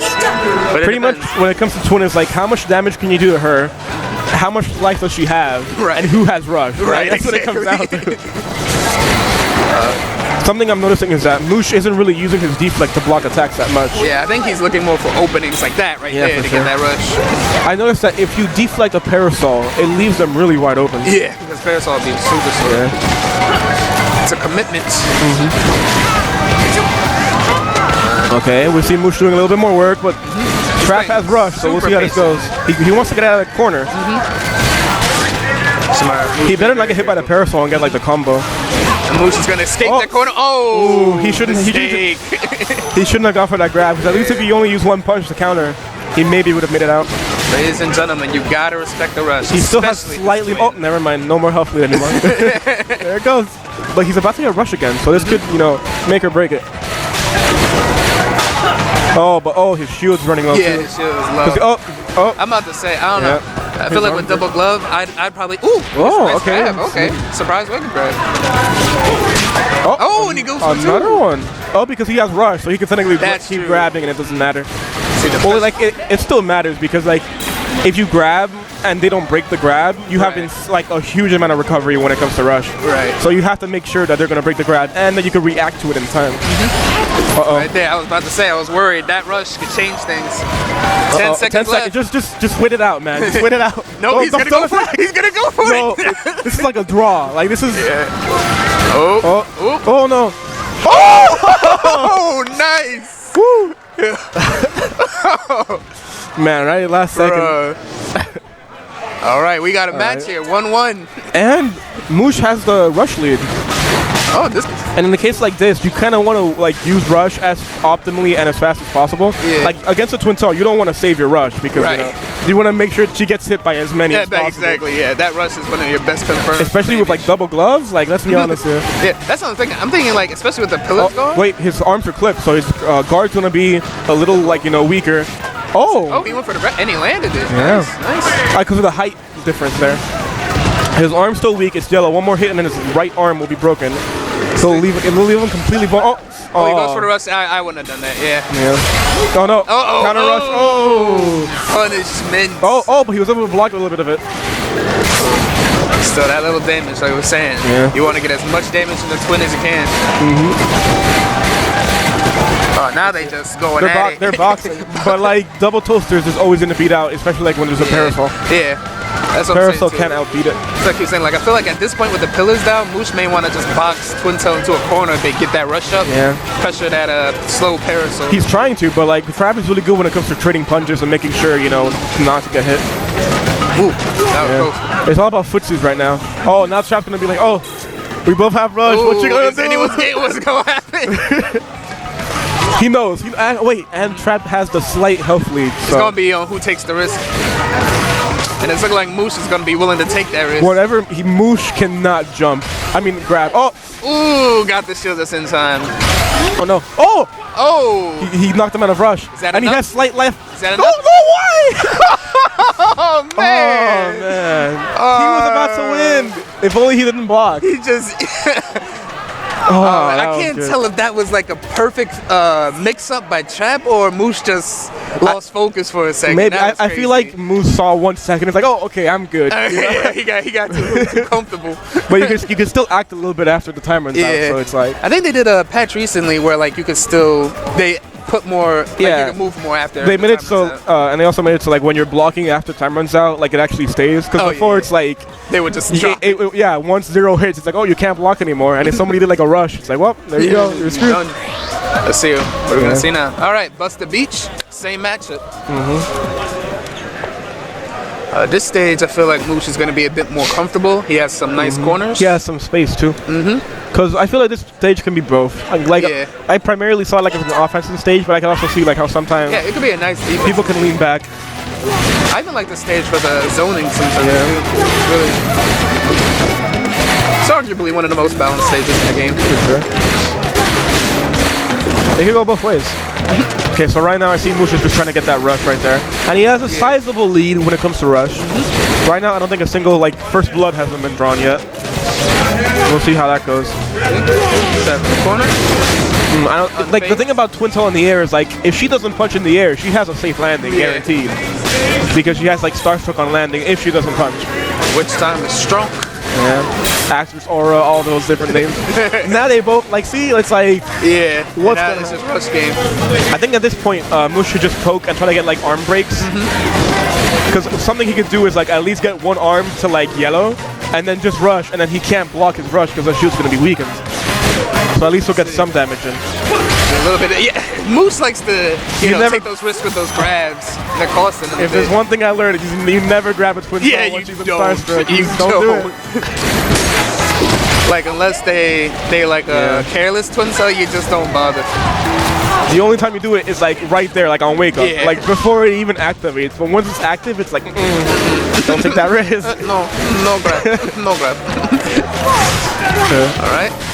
About even help. Oh, now Trap has the advantage. So, ooh, and he's getting more damage in. And he has rush too. And in 8 seconds, Moose gonna have to make a miracle. Yeah. At this point, Moose should just worry about like getting rush. Just get that rush back. Yeah, there we go. Yeah, there you go. That's what he's doing right there. Game round 1 for sure. Yeah. Oh, he's switching to Boomerang? I'm not sure like if that's a good choice against Twin because you could just block it. Personally, I like using curve on, especially Boomerang on Twin. Maybe it's because he jumps a lot, so he's trying to catch the air. We'll see how this works. But personally, I don't feel... They can be really good at catching her off guard. See? That, but it's going to mess up his run. Oh. Okay, that's working in his favor. Because, like, he grabbed the Twin Tail, which is like a no-no, but then it worked. But, like, he didn't break the grab, so then he suffered the recovery from the rush. And yet he was still able to land it regardless. So that's I think that tornado managed to do some weird movement, managed to make that work out for him. Okay, now he has a good lead. Oh, but now Trap's under pressure. He's like, like right I can't stand like that. Now that Boomerang's gonna cost him. See, Twin Tail's very adaptable like that. Yeah. Because normally Trap is like defensive, but when he has to be, he can get up in there. You see, like I like Boomerang against him for little stuff like that. He can catch off guard sometimes. But yeah, like you were saying, like Boomerang, while you're being aggroed, is not the best. Yeah. But arguably, Boomerang out of the curving arms is the best for close range too. Ooh! Oh, and Moose is going to take it. That Boomerang working out. Questionable, like that was a pretty questionable rush though, because he had a huge life lead. I think time was still running a little bit low. I don't think he needed to use it, but I think he just wanted to confirm it. And I mean, Trap used it recently too, so I guess it's like neutral right now. That may be a sign of the kind of pressure Trap's putting on him. I think that had to be like a misinput. Like, why would you randomly grab there? We'll see. I don't know, Moose likes his grabs. Yeah, he likes his grabs. That parasol is a huge hitbox. I think if Moose can time it, that Boomerang can take a lot of advantage when Trap throws that parasol. Curving arms in general, and specifically the Boomerang, when you attack with them, they attack to where the enemy was at. Sure, yeah. So all the enemy has to... Oh! That random, like, grab worked. But yeah, like, if the enemy even dashes a little bit when you use the Boomerang, it's not going to hit. Right. Yeah. I felt that pain many a time. So all like Trap has to do is punch with one arm and then just move out the way. The only way you can really hit somebody with a Boomerang in this situation is if they grab or if they use both arms. Right. Oh. That was too much, especially after the grab. Too that far. was a little bit like. We'll see. Those risky grabs, man. Oh, that double punch. We're talking about the man's grabs, but he's tying up the game. Let's see. But I mean, at this point, he has a huge life lead. He has a huge rush lead. He's getting desperate. This Moosh. Yeah. Trap is putting a lot of pressure on him. I can't blame him, but yep, those mistakes are going to cost him. Good game, but Trap's going to take it. I mean, there wasn't much he could do there because he grabbed, and because of the angle, he couldn't really move out the way. He was forced to break the grab. And that moment, the grab is broken. You can rush. You don't suffer the recovery delay. Like, it happens. It's a wrap. That's the kind of pressure from Twin, from Rush, and from a good player like Trap. Yeah. I think I'm up next. And let me see.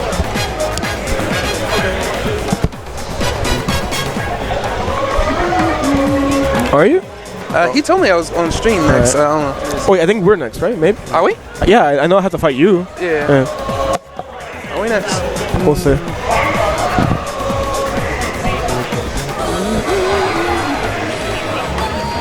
I'm fighting Symbol next, right? I'm fighting Symbol next, right? I think. What's it say? Yeah, All right. next on stream. All right. Well. So we're fighting next, right?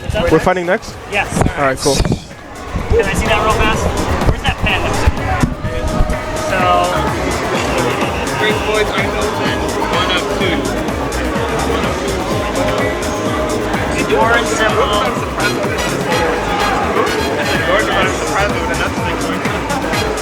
I think that was Explosion. When I played him, he won good.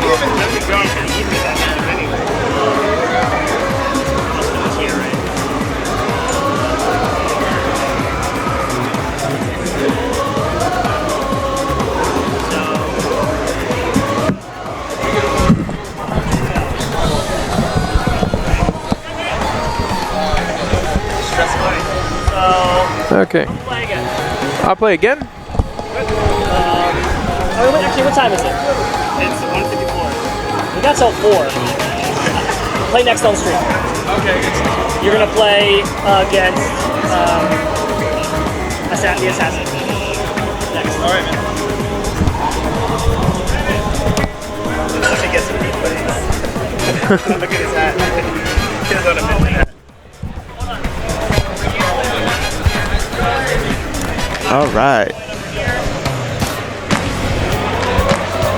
Okay, so next we got Gore versus Symbol. So this should be Max Brass versus Ninjara. I think maybe he's gonna choose Min Min. That's very possible. I know he plays Min Min too. Wait, who's gonna pick Min Min? Symbol. Oh, He plays Min Min a little bit too. Let me see. I don't know. I feel like between those two, Ninjara's. Well, okay. I guess it's down to style. If Sim doesn't like to Are they use. already memeing us? Nice. If Sim doesn't like to use Tri Blast, then yeah, might as well just something else. Because Brass definitely struggles against Tri Blast. Yeah. Well, a lot of the deflect characters do, because like deflect only parries the initial hit, but then if they dash into the explosion, they'll get hit by it. Like I noticed when you were using deflect, you would dash away from the explosion so that you won't get hit by it. Because usually some people, most people, when they deflect, they like want to counter attack really quickly. But I see like you kind of like to like make sure that you're safe before you start doing anything. Yeah, because if I get knocked down, I lose immediately. Yeah. In general, yeah. Oh, so it looks like he went. Oh no. Double buff. Oh no. I pray for Sim. There's nothing wrong with him, but you know, he's knocking down them arms. So he wasn't able to get anything off of it yet. Oh no. Ooh, that grab. And now it begins. Yeah, this is the struggle of the century. Nice. He's got to grab Gore to death. Yeah, arguably Ninjara is like has the best tools to deal with Brass. Yeah, Since like the only real thing Brass can do to Ninjara in the corner is grab him. And if Ninjara aggresses the grab, he'll be able to punish. Oh man. So yeah, Gore with a life lead, meter lead. Oh, Symbol's about to get his rush too. Big life lead now.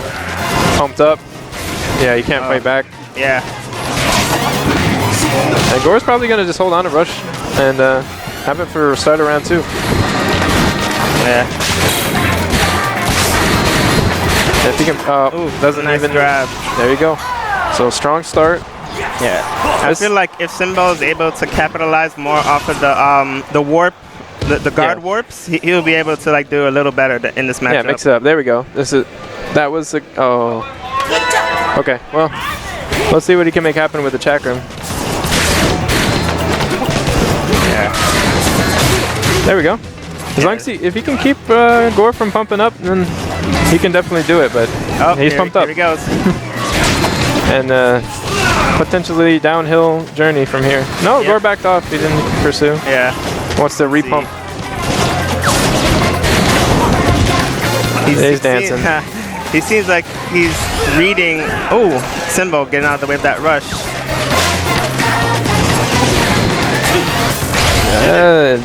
Nice. Oh, Gore was in the middle of a dash. Yeah. Got clipped. It looks like he wasn't expecting Sim to do that rush there. Yeah. Oh, man. Oh. Fighting his way out the Yeah, corner. he's fighting back, and Gore's going to re-pump up. Never mind, just going to go straight to grab. Yep. Okay. That's the first game. First game to Gore, and now we have to see what Symbol will do to adjust to that. That was really kind of one-sided. Once the first initial hit happened, it was just rinse and repeat kind of deal. I still feel it's like a fairly winnable matchup. Oh, absolutely. I mean, like you said, Ninjara has everything he needs. Like, the mobility paired with Tri-Blast really can stop Brass from getting a buff up in neutral. Yeah, because like with most characters, when you throw out an arm, you're usually not able to like get out of the way of certain attacks. But with Ninjara, it's easier for him because he has a faster dash. Yeah. High air mobility, high ground mobility. Yeah. So, okay, game 2. Going into game 2. Red Ninjara. Red Ninjara. Let's see if that means he's going aggro. New color, new me. We got some new strats, maybe. All right, here we go. Gore sticking double roasters. All right, same arms. So let's see if there's a new strategy. Okay. So he does look like he's trying to make sure he doesn't pump up, but he's trying. Oh. Yeah, although Ninjara's air warp is good, he has to watch out for the landing lag. 130 per swing, so much. Woo! Oh my god. Ooh. Nice stun. Oh no, the damage is so high. Yeah. One of those roasters is equivalent to almost a grab. Yeah. It's only like 20 damage off of a grab. So like, if you get hit by I think twice, that's 120, no 130 plus 65, right? Wait, what do you mean?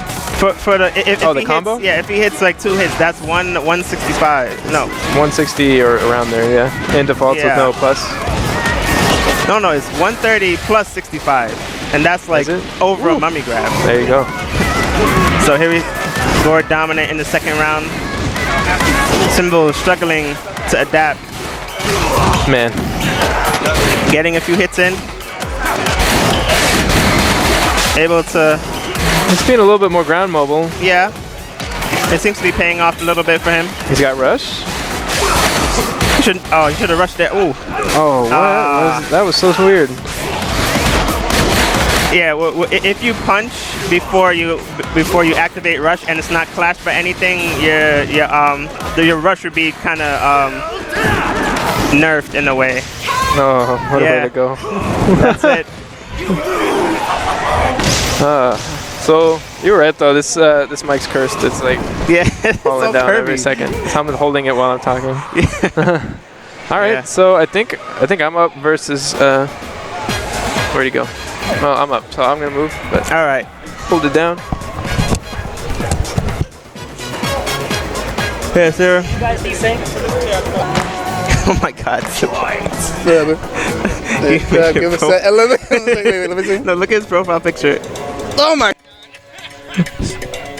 So we'll be right back with the next ARMS match in a moment. But let me take an opportunity to remind any Tekken fans out there that we do have a Tekken Matcherino to add to the prize pool for that. And if there are any of you Injustice fans out there, there is also an Injustice Matcherino.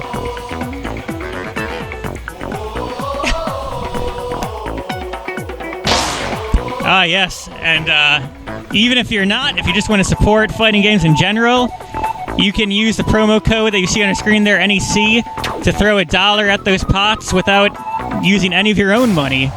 And that is the case, slightly different promo code, but still the case for the Tekken prize pool as well. So show the community some love, and we'll be here with some ARMS right now. Alright, we about to go back into the first match. Ooh, Min. KOA, the Assassin versus Buster, Springboard. Oof, feel the edge in that name. Let's see. Oh, going Megawatt. Okay. We have Assassin opting to use the Megawatt and the Ram on the Dragon Arm. And Megawatt can be good against 2 medium arms. Come at him. Yeah. Buster sticking to his usual set, double toasters. Playing ring around the pillars. Oh, this one down. Yep. Got him in the corner. Ooh. Buster Just like the brass right situation.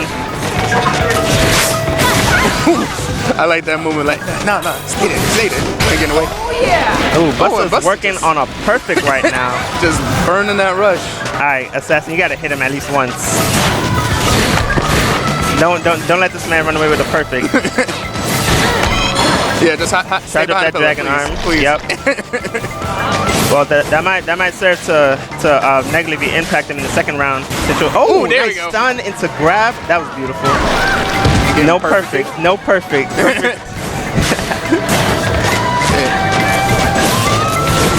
Ooh, nice. All right. Let's see. Will Let's he see burn where that this. rush? Yes, he will. Questionable effect. Oh, he could have broke that shield. He's probably playing a little bit conservative. Got a little shook. Ooh, Ooh, right in the held the face. dash button a little too long. Always the worst way to go.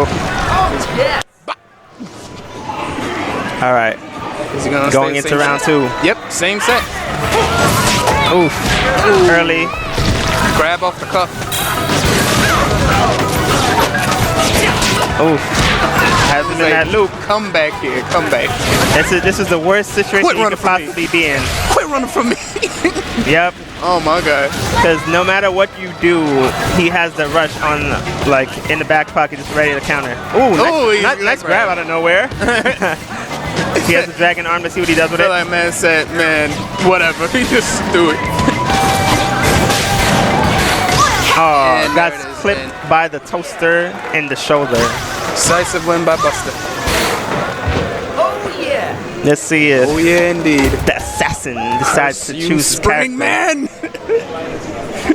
It's Springman. It's a Springman. Yeah. Spit. All right, here we are going straight back into round 2, DNA lab. Let's see if anybody decides to change their loadouts.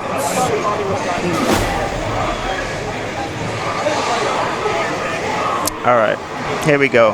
Yeah.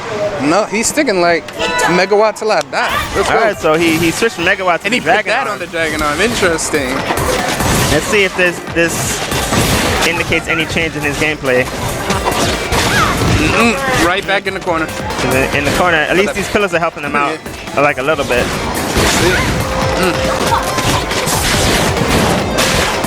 Ooh, almost. This seems like Megawatt is just a little too slow Yeah, to it's hit just this too Springman. And Buster, he's not wasting any time. He's just getting right in there. Plus, even though he's using straightforward arms, he's able to get around these pillars easily. Yeah. Yep. Boom. Oh, that's like to it's a finish it. perfect. Yep, I think that's perfect. Ouch. Nobody wants to be perfectly on stream. Will we get tough. the double? Oh, finally, we've seen that change. Going All Dragon. right, put a Ram on Dragon Arm and Dragon on the right arm. Let's see if this helps him out anyway. Deflect brought Buster right into them cheeks. Oof.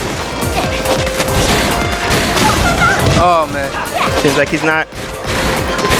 See, I would have Yeah. just gone for that grab right there, just that Yeah. Hail Mary. It seems like he's able to get openings, but he doesn't really know What to do with them, Yeah, what to yeah. do exactly. I've been there. Sometimes, you know, when you're fighting Springman, you always think, if I punch, he's gonna deflect that. I know Yeah. it, and you get scared. He's like, I'll just take that momentum off your hands. Yeah. Usually a tip for like trying to face Springman, like don't punch him. Simple. Just let him come to you. Yeah. Look, that's like you'd be surprised how good of a strategy that would be. Because like the way the fleck works, the fleck has to be hit by something for it to be useful. For it to do anything right, yeah. Yeah. If you're not hitting the fleck, the Springman can't he's just really leaving counter himself off open. anything. Yeah. True. And usually with these effect characters, you want to, again, try to get them on the initial frames of the dash. Yeah, basically with like those kind of characters, like counter characters, you want to take the momentum away from them. So bring them to you. Either take the momentum away or slow it down in some way. Just don't let them do that deflect dance in your face, man. They'll trigger you, and then you just get hit with all them toasters. Yeah, man. Oh! Did I get service? Oh, somebody has service? Oh! And it looks like you lied to me. You lied to me. Rip. Adjusting the camera. Lies.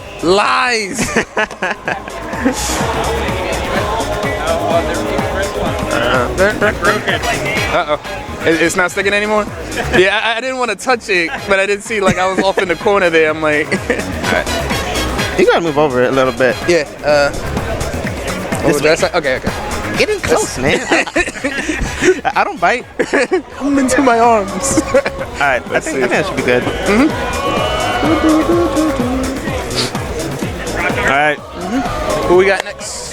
Who do we have next? I have some more. I guess it's just me and you, Sim, on the stream. Oh yeah. Oh. Yeah. No, you go in the finals, man.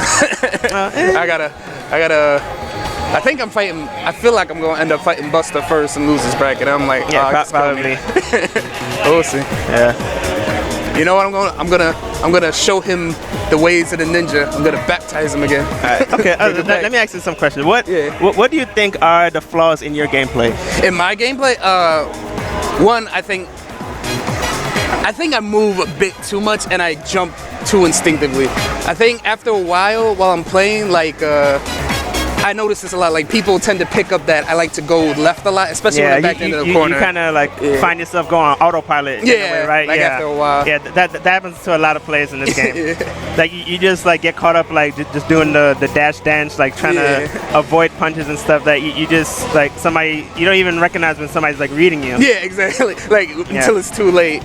And I think sometimes for me in particular, I usually like to be the aggressor as Ninja. You know, he's more of an offensive character. But then there are moments when you gotta learn to slow it down. And I think that's part of why I have a lot of trouble with Springman sometimes, because like that switch for me to like go from offensive to defensive, it takes a minute to get in there. But you know. Yeah. I think in this tournament, I'm used to using gloves, but buffs, because they home, like it messes up. Like normally I use roasters. The buffs, like it just has like a really like nasty curve. Yeah, like, the way it homes, it throws me off. I don't know if people can see, but like sometimes my punches are going all the way into space, and I'm like, that is not what I wanted. Man, you gotta do the ninja mile wide grab. Yeah. Oh man, make Ninja College legal. Let's get that blower grab. Oh my god, that blow grab is ridiculous. Escape. That is the entire stage. Yeah. Let's see who we're gonna have. I think Mr. Lucky versus I don't know who that other guy is. I can't see him. He's just the back of a TV to me. Mr. Lucky versus the back of a TV. Let's go. Arms. NEC18. Let's do it.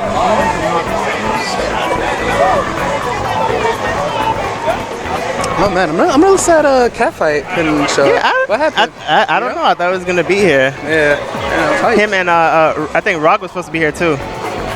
Man, oh yeah, Rog, I know he said he couldn't make it a little early. Yeah. But Cat, I thought he's gonna show.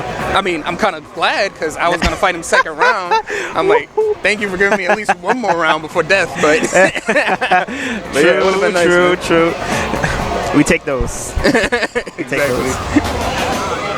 All right, we're about to go into this first round. We're gonna see Ninja versus Masango versus Climax. I like that name, Climax. Oh, we get in. He needs to add a couple more X's to with that. The Mango Boy versus Climax. Oh, the double Ninja Scully. Boy. Buff versus Scully. Interesting. Ooh. Double Scully. Ox mode. Let's Straight go. into that red mask. That's gonna make it tough for Ninja. Oh yeah, this is gonna be a real tough match for Ninja. Like, he gonna have to become grab jaw in a minute. Oh, he's there you go. He tried it. But, Oh, and that's smart with them Those Scullies. Scullies are too fast though. Oh, this gonna be bad. And oh, Oof. Oh, forget that, man. He just used his ninjutsu on him. we doing DCs out here? Rage quits? DQ? What happened? The game disconnected. The game disconnected? I think you need Moosh on that one. Moosh! Moosh!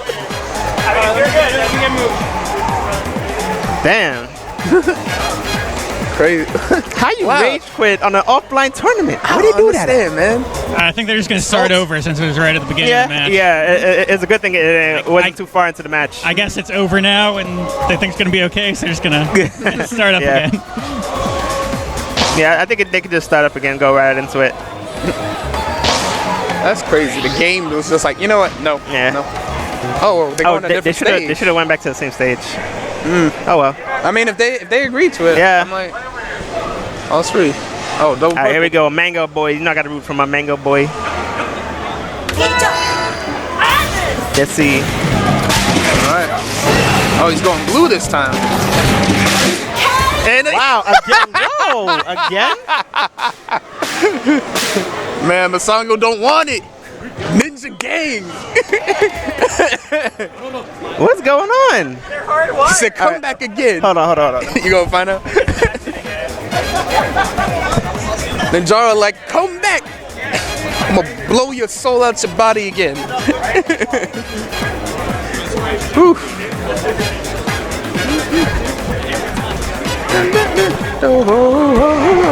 We're going to try to resolve some technical difficulties here.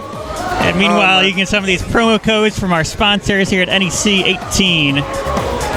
I hate this. I'm getting updates that I'm like getting pinged on Discord, but like when I actually go to the Discord page, it's not loading. Yeah, there's very little reception down here, man. unfortunately. I know my phone about to just explode when I get outside. Simba, where were you? We needed you. You killed us.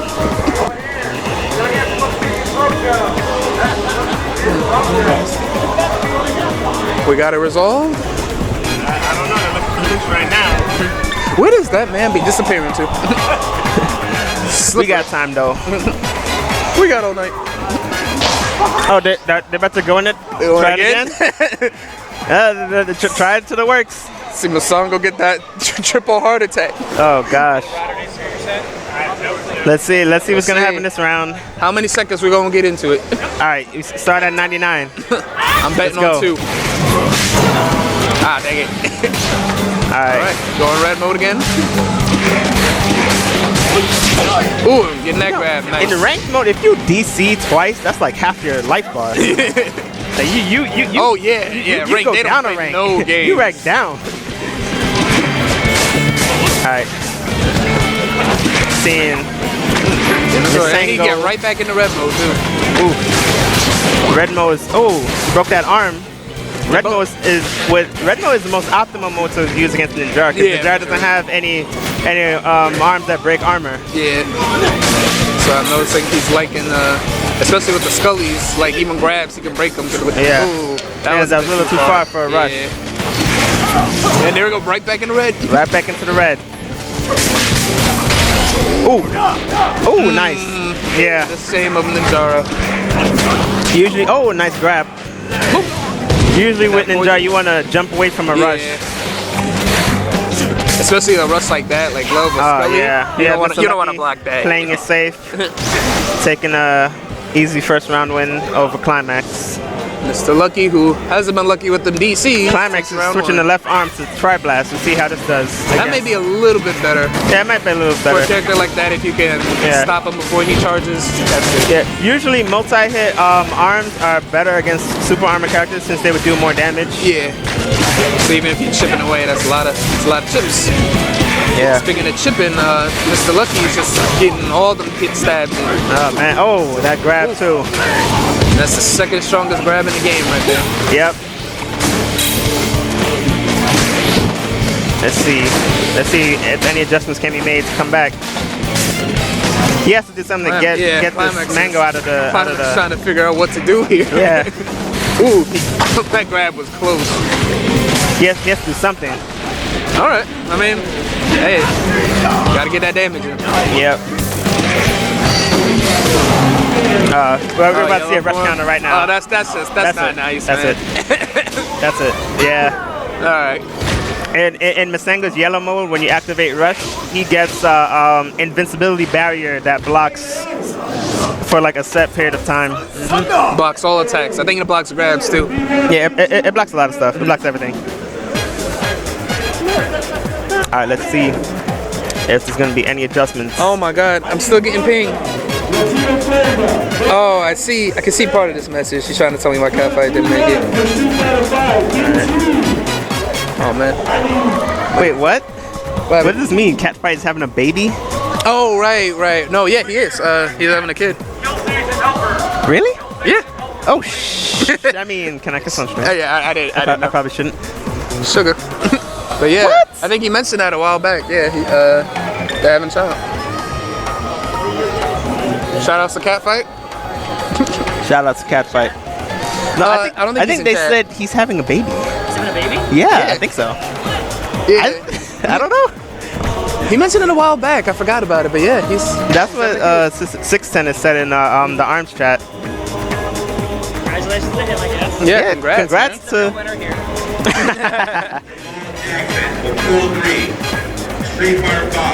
All right. That's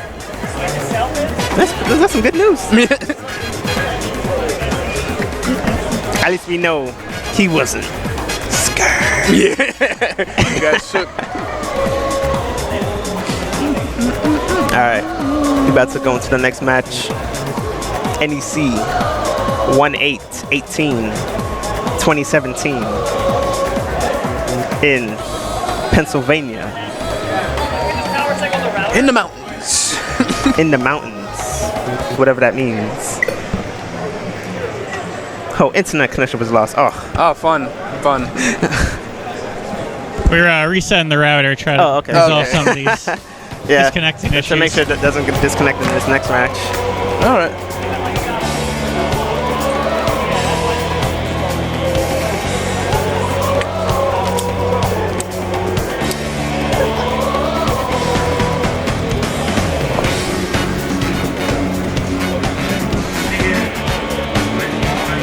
Man, I'm gonna need to charge this guy too. Wait, hold on.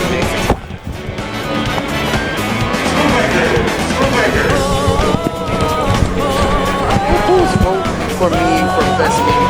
Who is that? I don't know. People just being dumb.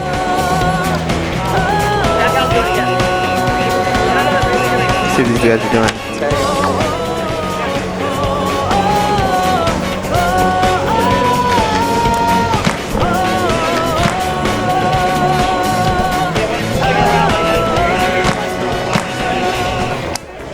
Alright. We're about to go into ready? it. All right. Second round. Mr. Lucky. Oh, yeah, those Climax. Sticking to the same characters, going to Via Dolce. Let's see the arm choice. And then Climax, man, I like that too much. Lucky Not enough sticking room. to Double Scully. Climax sticking to Tri-Blast and Buff.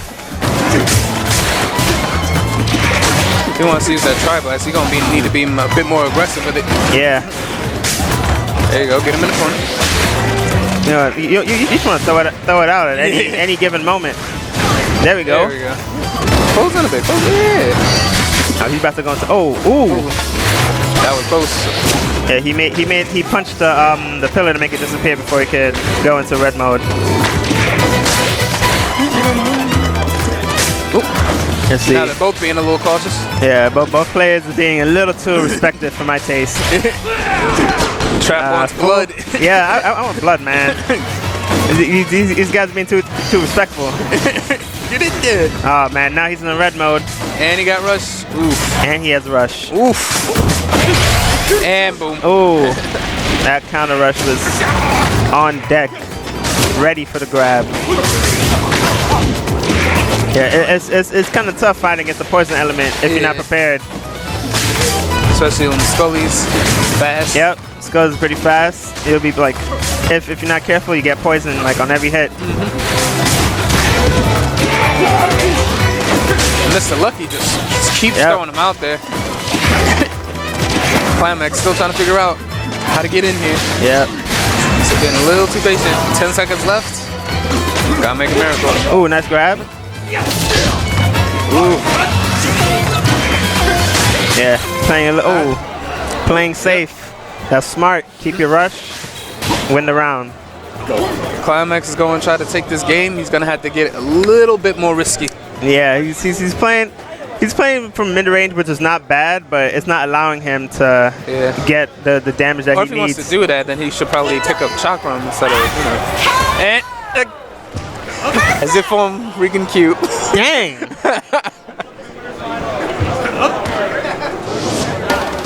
Oh boy. I wonder if they're gonna keep that round. That's a band in my book. Get him out of here. Nah, I'm joking.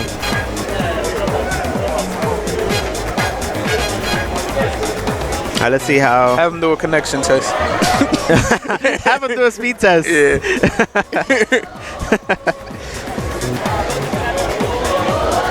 Speed test, boys. Let's see what's gonna happen.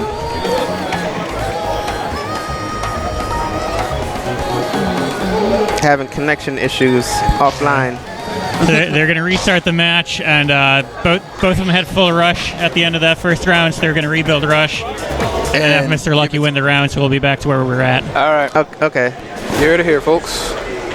I don't know if they can hear it, but that's weird. All right, let's go. Over on this setup right here. So the guys are gonna try to set the conditions to exactly what it was before the disconnect. So we have both people build rush. It's high level arms right here. High level arms. This is the pinnacle. Like if you're not just standing in place doing 1-2s, you're not playing, right? Yeah, man. Oof. Oh my God. Mr. Lucky just getting all of these. Wait, whoa. Climax has no idea what. Are we getting lag? Wow, what is this? Lag don't play no games. Is it okay if you online, offline? He's coming for you. Oh man. Oh, finishing with a grab. Disappointing. Man, we had ghost arms offline? Oh man, what is this? Alright, here we are. And we're about to start the real round. Alright. So once again, mask on, red mode. Mask on. Oh, mask off. Oh. Nice rush. Nice rush. No future. Climax still playing mid-range. Yeah. Leads his downfall. Nice confirm from Mr. Lucky. Rushing right through that grab. I guess like the weakness, the rush for Scully is a trade-off for how fast it is. Yeah. This way, and then it poisons you too, so it's like, ooh, nice grab. Sleepy Gary with a little bit of a lead.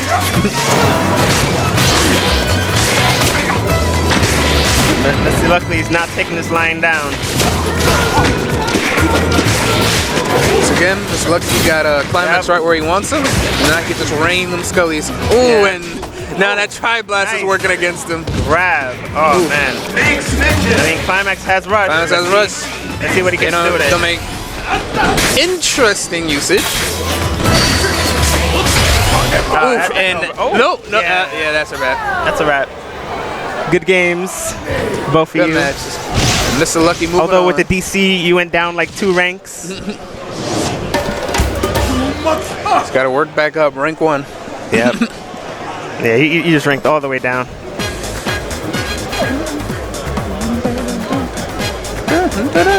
Yep, man. Them's the breaks. Oh, Mr. Lucky don't want to leave. He's like, give me the next one. Bring me your next contender. So who's playing on stream next? Are we down to finals now? No, right? I haven't been really looking. I know I'm in winners finals. That's gonna happen tomorrow. Oh wow. Yeah. So in 2 days. Okay.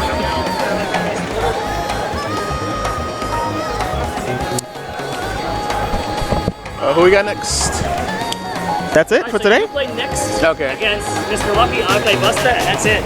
Oh, okay. So we have 1:30 is when top finals. All right. I'm gonna play right now against Busta. Oh, okay. All right, dope. So we have 2 more matches to go. Next match. Go. Did you want to commentate for a bit? Okay, because I need to go charge my phone for a little bit. So yeah. I don't give service. This has been fun, man. Huh? Yeah, you've been having a good time? Yeah. Just sitting here relaxing.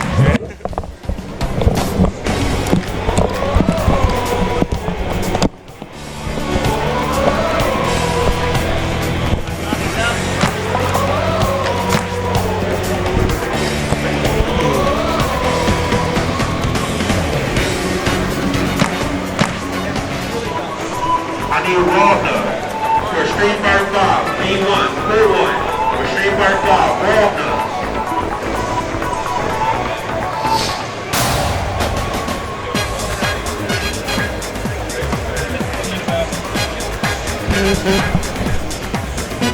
Symbol, does your phone Wi-Fi work? Like, can you get on the Discord?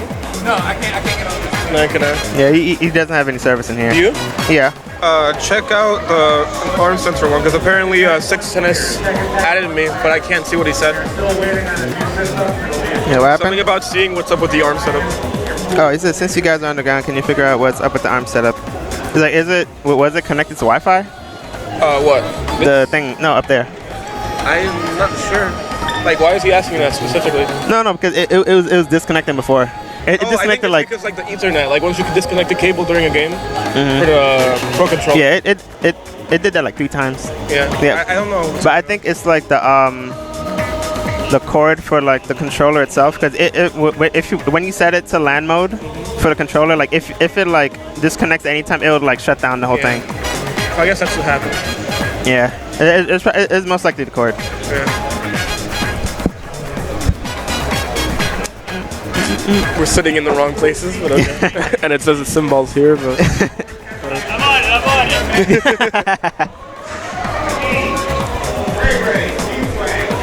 Wait, did I drop my beanie somewhere? You what? What happened? I think I dropped my beanie somewhere. Oh no. Oh, there, it's over there. Whatever, it's fine. Oh, by your controller. Yeah. I'll just deal with this crazy hair.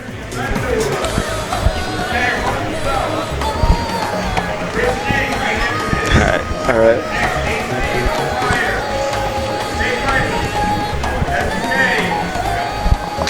You excited for tomorrow? Yeah. It's gonna be fun.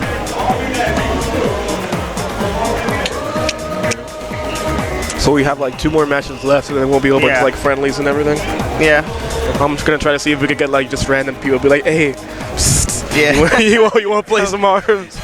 You want to play some arms?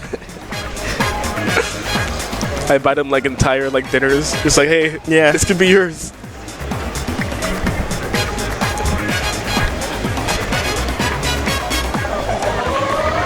I should tell him to press A on the controller so it can like change from the character screen. Oh, I guess like, can you press A to like Press A on the controller. The controller for the screen. So what's The green one, that one right there. Yeah. So it's gonna be Busta versus Mooch, it seems. Yeah. Busta versus Moosh. E. Let's see if we get a Spring Ditto or Moosh just has to go Twin Tail. Yeah. Mooch apparently goes Twin Tail for that, you know, default matchup. I know Busta's probably gonna go like Brass or Spring. Maybe. Yeah. Who knows? Maybe we'll see like a random ribbon girl out of nowhere.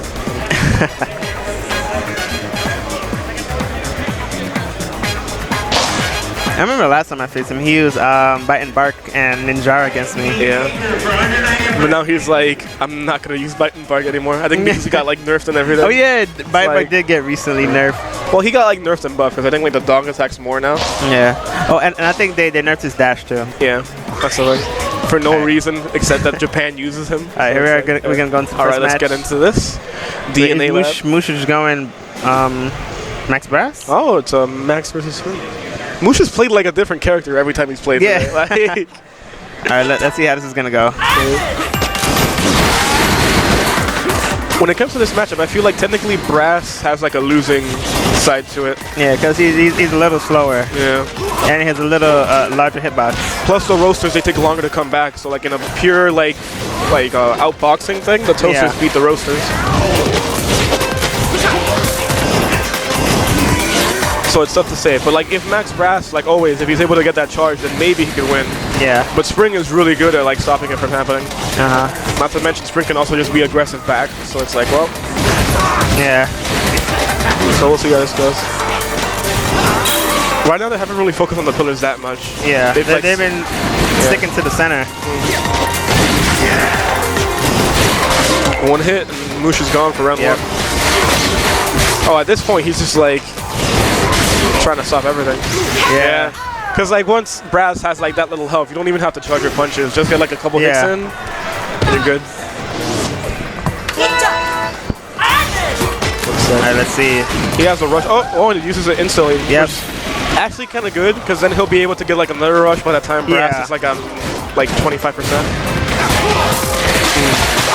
Oh, he broke the arm, but I'm surprised he didn't rush there. That was, you know, that probably would have been the best time to rush. Yeah. It would have made the fight a little more even. Yeah. He's also using Roaster and Nade, which isn't like, I don't see many Brasses doing that. Which can be good. Like a Nade for the deflect and a Roaster just for the speed. Yeah, for the damage. Yeah.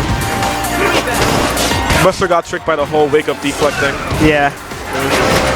Because Brass gets it. Oh! Ooh, nice counter grab. Yeah. Uh-oh. Okay. Hey, make it go out of the way. If he can get a rush. Oh, here we go. He almost got hit. That was going to kill him. And the explosion. With the explosion. Yeah. Because the nade, like the last hit, does like 80 damage. Yeah, it does a lot of damage. I think either the nade or the roaster would have killed him. Yeah. Because of the bonus damage that. Okay. Well. early game grab. Yeah. Uh-oh. This is scary for a Brass. It's like he has the rush and everything at any moment. Oh, there it goes. And it caught him in between the dash, so he couldn't really do anything about that. You know, we haven't seen any sprints run, have we? Nah, we haven't. Yeah. Poor him. I guess it's because he's new, maybe. Not that many people. Yeah, maybe. Brass really wants to buff up, but just Buster's not letting Moosh do it. Nope. Because, like, pretty much, if he just keeps punching, it prevents him from actually doing a full charge. Because he has to either take the hit, which he doesn't want to do, or he has to deflect. He doesn't have a choice. Okay, we might see another comeback. Oh, but he's also getting rushed too. Buster is. Yeah. Let's see. We have to hope that like somehow he dodges the rush. Oh my God. That grab. Oh, and that magic pixel. That magic pixel of health. Oh my goodness. Oh, he got clipped. By a stray punch. For sure. I always want to watch out for those when you're low on health. He was using the DNA cylinder for defense, but like the buff Brass was just too big. And he didn't anticipate how fast like the the toasters are coming toward him. For sure. Let's see if he could like do anything different for round two. Let's see if he's gonna go a different character actually. Yeah. Knowing that he's been like we may see a character switch. Yeah. I have a feeling he has like an ace up his sleeve. Maybe. Yeah. We might see a little twin tail. I'm feeling it. Twin tail. Twin tail and Spring is probably like an even matchup. Yeah, it's pretty even. Well, let's see. Oh no! Sticking with Max Brass. Yeah. Let's see if he's gonna switch up any arms. Yeah. He hasn't used a Kablammer, which I feel like is pretty good for Spring sometimes. Oh, he opts out for double roasters again. Let's see if he's able to adapt. Well, he didn't do double roasters before, did he? I think he went native it was the first round. The first round, the first game. Let's see.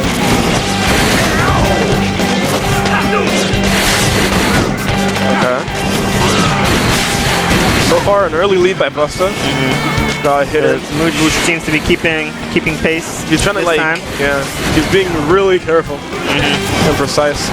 And it's It's starting to pay off, man. Yeah. But something I've noticed is that Moosh seems to be a little bit scared to get aggressive. Yeah. Yeah. Which is one of Brass's strongest traits. Like, Brass can zone, but at the same time, you know. Yeah. He's using Brass, but he's not using deflect. Oh, nice. He's wow. knocking out the rush. Let's see if he can get on off this. Okay. All right. It's like he heard me because now he's being aggressive. So let's see how this goes. Oh. Ooh, okay. Nice. I'm not sure if going for grabs is the best at like that amount of health, but we'll see. Yeah. A smart thing to do would be to keep Springman just above the 25%. Oh, I knew that was gonna happen. No. I saw the double punch and I'm like, he's gonna block the first, but not the second. And now he's just trying to get one hit. Yeah, he's there it goes. There it goes. Man. He had it. He should have gotten a little bit closer.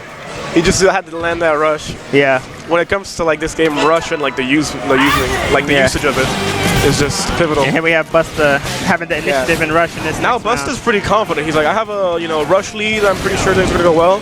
But he's just knocking him right now. Moosh.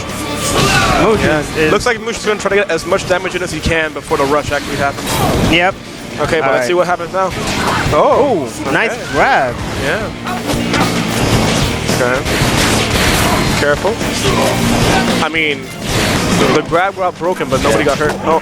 Yeah, I mean, he can afford to make a few mistakes right now. Yeah, but now it's like aggroing a Brass is like the one thing you want to do because his neutral state is not the best. Yeah. At this point, like he could win. Like a rush is a win right now almost. Oh, there it goes. He has to do something amazing at this point. Woo! All right. Oh, and he's about to get rushed. He really wants that rush, man. Oh no. No! Oh man, I saw it coming. Yeah. I saw it coming. That small, tiny toaster out the corner. All it took was a block, man. If he would have blocked that. Yeah, man. That was like 2 times when like Rush could have made the game. Yeah. I don't know. Sometimes, like when you're just in the moment, you don't see things coming out the corner of your eye. And things go like really fast. Yep. Damn. That was good though. That was fun. It got me like sadness. We were both like leaning in. Like, oh man. Yeah. That was a really good match though. For sure. So now we have one more game. One more. Yeah. With a Symbol. I don't know who the enemy is though. And then after that, we're just gonna mess around and have some fun with some friendlies and everything. Yeah. Off stream, probably. Maybe, probably. Yeah.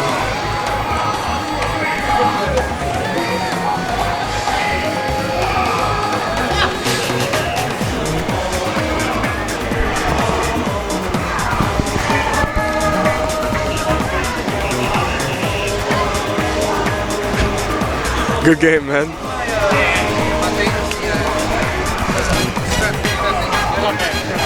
Okay. Both of us were like, "Oh my God, what's gonna happen?" Yeah, we both were like, "No!" Like really at the last minute. Oh man, that one toaster just came around and it clipped you, man.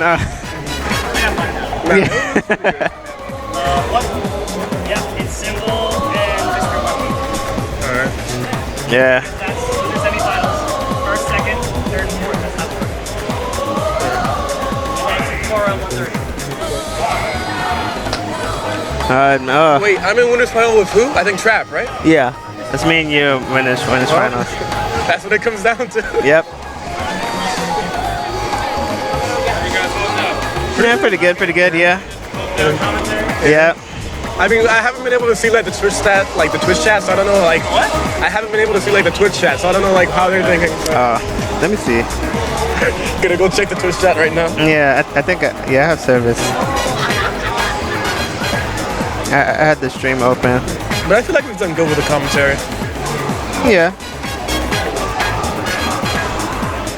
Better movement with controller. You change the direction of the punches independently with motions. How has the Twitch chat been so far? Yeah. I think they're talking about motion versus controller. I guess for ours, that's not bad. Wait, how much views? How much views do you have? Huh? How much views do we have? Like 50 something. 50? Yeah. That's good. Yeah, Trap is reading chat, TMO.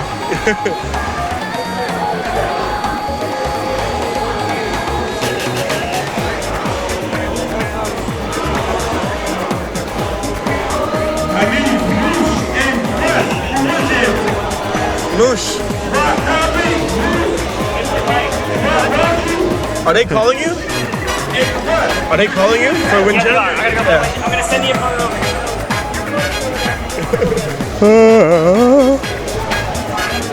Yeah, exactly, Timo. It's not dying, it's just small. What?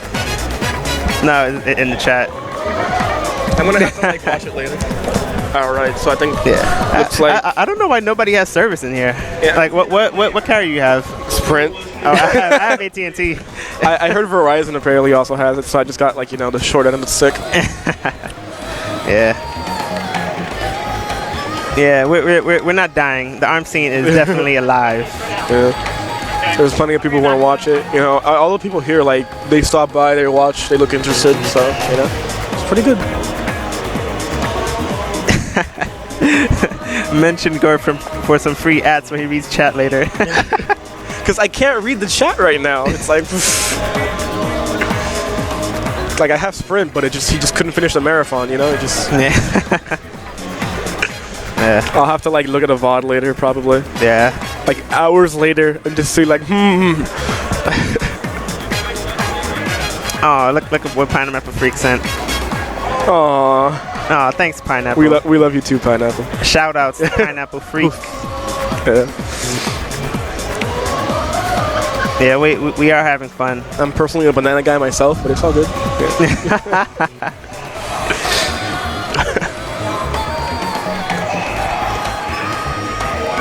Yeah. I'm just like viewing it from like your peripheral. Yeah. I'll just see what people type. Yeah. Yeah. We're about to have the last Busta. match of today, probably.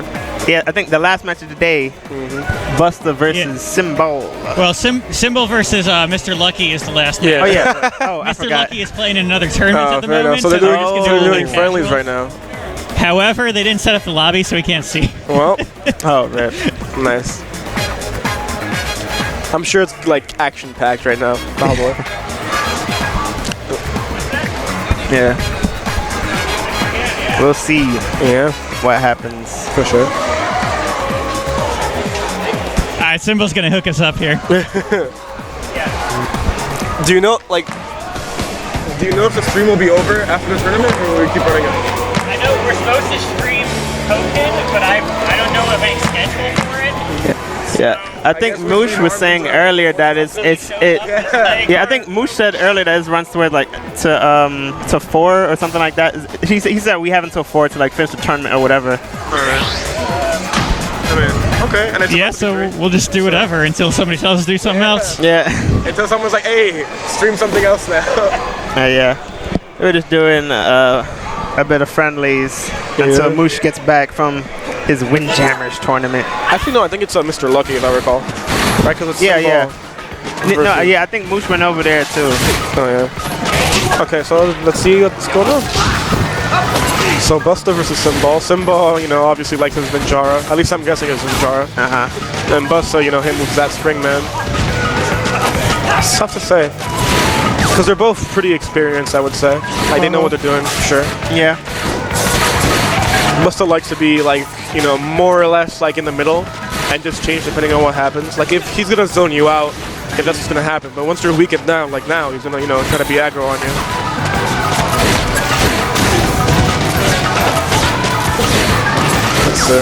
Okay. Something I noticed is Symbol isn't really trying to grab after he stuns, because usually, when you grab, when you stun, it's a grab confirm. Yeah. With Chakram, it's a little iffy, like, because sometimes it takes a little longer to come back. You have to be, like, super close. Yeah.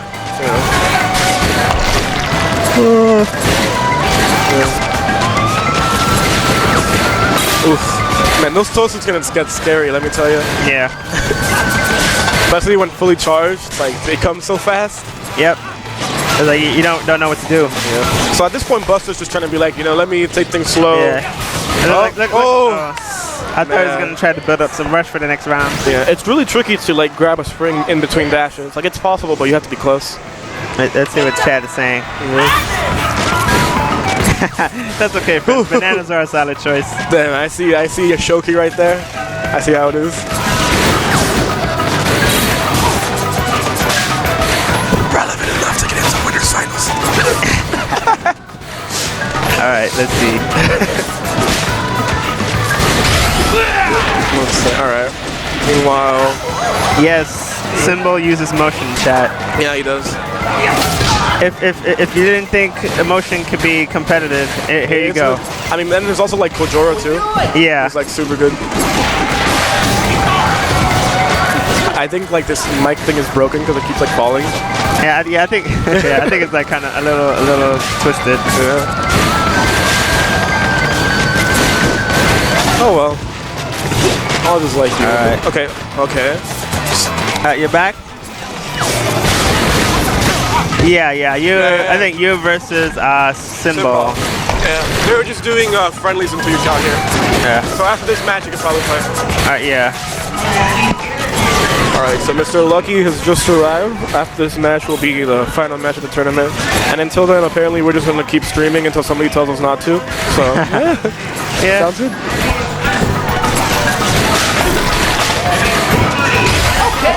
We could probably just like take turns, people like rotating in and out. Okay, Symbol's doing pretty good. This time. Symbol's intense. Come on, 4 seconds. concentration. All you have to do is play a little safe. Yeah. Oh, Ooh, nice. There we go. And he has a rush lead too for next round. Yeah. You can see Symbol's like he's zoomed in. My advice to him would be able to burn that rush as soon as possible. Yeah, for sure. That's usually what I do because I know I can make it like back up again. So we'll see what happens. Let's see. But it's tough though because he needs to get in or otherwise the like rush won't land. Oh, Nice. Oh, nice. Okay, good. Caught him with the rush. Yeah. Even it up. 285. Oh, but now, Now he has the rush. Busta has a rush. Like 285 is like good, but it's not like that good, you know? Yeah. Uh-oh. Come on. Oof, that ninja. He's out of there. Oof. Oh. Busta still 125. got a little bit of damage on that. Oh. That deflect into grab, just beautiful. Okay. Ooh. Yeah. It's just like the chakram, it's a weird decision because it could be good, but in a case like this, you can't out-punch a toaster. Yeah. So he's just kind of stuck there. He wants to like go back into neutral. Yeah. It's kind of hard for him. Yeah. And now, because of this, Busta's gonna get rush again. And in this scenario, he has to be extremely careful. One more incorrect guess. Somebody magic that. pixel. Oh, Yeah, oh, it's oh, over. oh my god. Oh my wow. goodness. Oh, man, no. Okay. The flex is strong. That was short-lived. All right. So let's call like Lucky over here. All right. Lucky. I don't know if you can hear us. Lucky! Yeah, it's, All right, ready. you're up. Pick those guys up. All right, yeah. What do you play? Round 6. Get out of there, Busta. Freaking Busta taking up Lucky's spot. It's time for the final tournament match of the day. Top 4 should be tomorrow at 1:30 p.m. Yeah, EST. top 4 tomorrow. 1:30 1:30 EST. EST. Yeah. Wait, is it EST? We're in EST. Okay. Right? Yeah, I'm just making sure. We're on EDT. Are we? Wait, EDT is EST, isn't it? It's like the same thing. Is it? EDT is daylight time. EST is standard. Oh well. Yeah, no, I think it's probably EDT Yeah. because it's far enough away from New York. I mean, enough. from the East Coast. I forget which is summer and which is winter. All right, let's see. What time are we in now? Oh my gosh. Wait, somebody said deflect is fair and balanced? Who said No, that? it is standard time. All right. Standard Okay. Hey. All right. Who said deflect is fair and balanced? Who's getting exposed on stream? Deep. I'm pretty sure that was sarcasm. That had to be sarcasm. Simba with that tongue tech. All right, let's go to this first match. Ninja versus Simba with the Ninja Boy, Mr. Lucky with the I'm pretty Spring sure Boy. Symbol's practice with Busta might pay off now. All right. We'll Yeah. see. Yeah. Like, Simba got that pregame practice. yeah.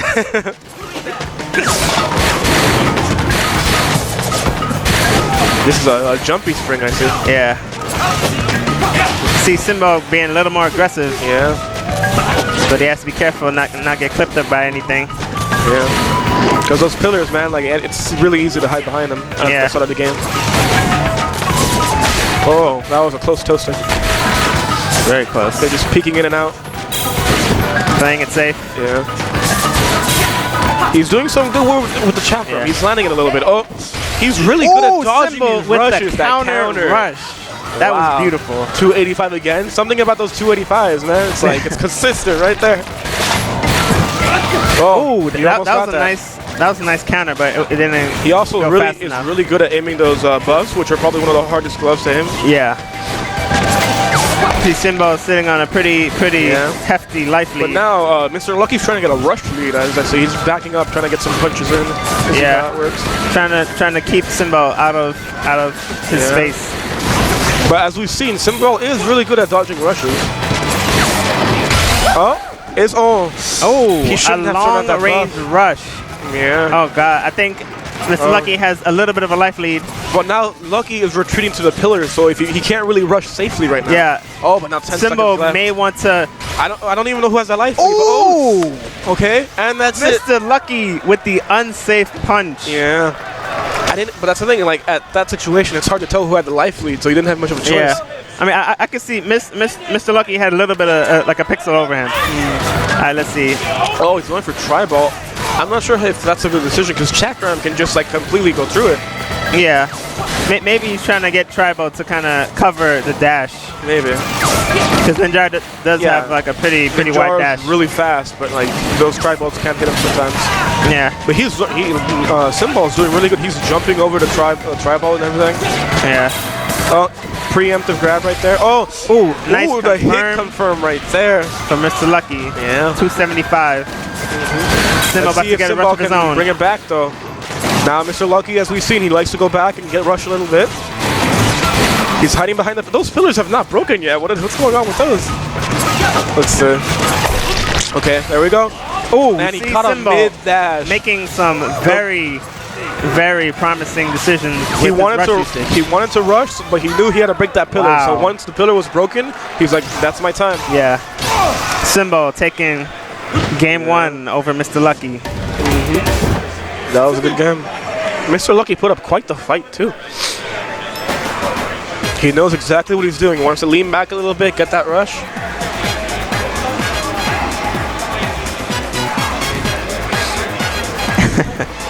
I still can't tell which is more try-hard, tri-belt toaster or double toaster. It's tough, man. Because it's like tri-belt toaster's better against like certain people, you know. People like Ninjara, I probably wouldn't use it against, and like same with like Min because of the Rams. Yeah. But like also like against Brass, I probably wouldn't use it or like heavies. But it depends. Like sometimes multi-hit weapons are better. Yeah. If you have nothing else, it's better to use it for heavies since it'll do more damage per hit. Yeah, true. Sometimes even more than like a regular hit, because like I think normally at most a tri-belt will land 2 hits, and it'll be like 120, like 80 plus 40. At least like when it's like plus, the upgraded version. But against a heavy, it's 40, 40, 40. So it still does the same full damage, which is 120, I think. Yeah. Yeah. Should be. I see Mr. Lucky changing to the Mango Boy. Oh. Let's see. He did good with Misango in his previous match. All these fruits, man. We got pineapples, we got bananas, and now mangoes. It's a full salad over here. But see, this is the thing.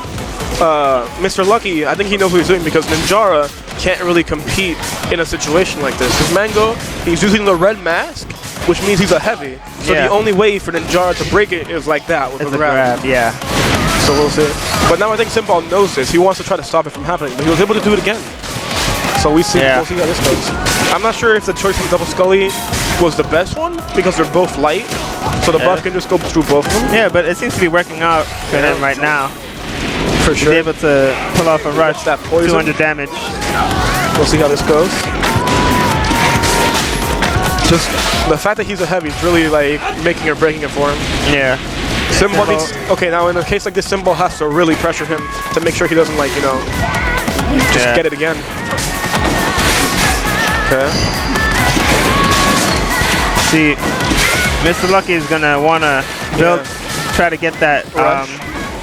No, not really rush, but like the red thing, so he'll take less damage. But Symbol's not making it easy at full. Okay. There he goes, mid dash. Nice. That's kind of what we were talking about, the whole like tri-weapons being like very horizontal, so it's really easy to get people in between dashes. Yeah, and especially in Masango's red form, he gets a little slower. See Symbol. Having Mr. Lucky in the corner. I like Lucky. He has good ideas, and they're like doing pretty well for him. Yeah. Symbol's just a really good opponent. But Symbol seems to have his number right now. Getting a lot of counter rushes. Yeah. Ooh. Okay. Oh. Speaking of a rush, for anyone who didn't just see that, he bounced Tribal off the back of the stage and hit him in the back of the head. That was beautiful. Yeah. Okay. Oh, now he's going speed. He's gonna like match speed with speed right now. Yep. Zagara's a fast one. Ah, there it goes. Yeah, speed and the Scullies are usually like a good match. It allows you to like get in and out of situations. Oh, and there's the reds. Let's see how this goes. There's the red. Simba with the rush. Simba's gonna want to get in. He's too slow. Get in there. Oh, nice grab. All right. This might be the end of it. Oh, nice. Yeah, landing lag right there, and that should be it. So I guess now we're just gonna start like friendlies and such. And that's that. The end of today's segment of the ARMS NEC18 tournament in Philadelphia. Earth, Universe A.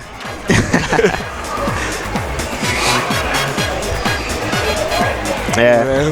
That was keep playing friendlies. Yeah, I know. Keep playing friendlies at least till like 3:30. Yeah. Okay. 40, and then we're gonna start packing up the market then. Cool. After this set.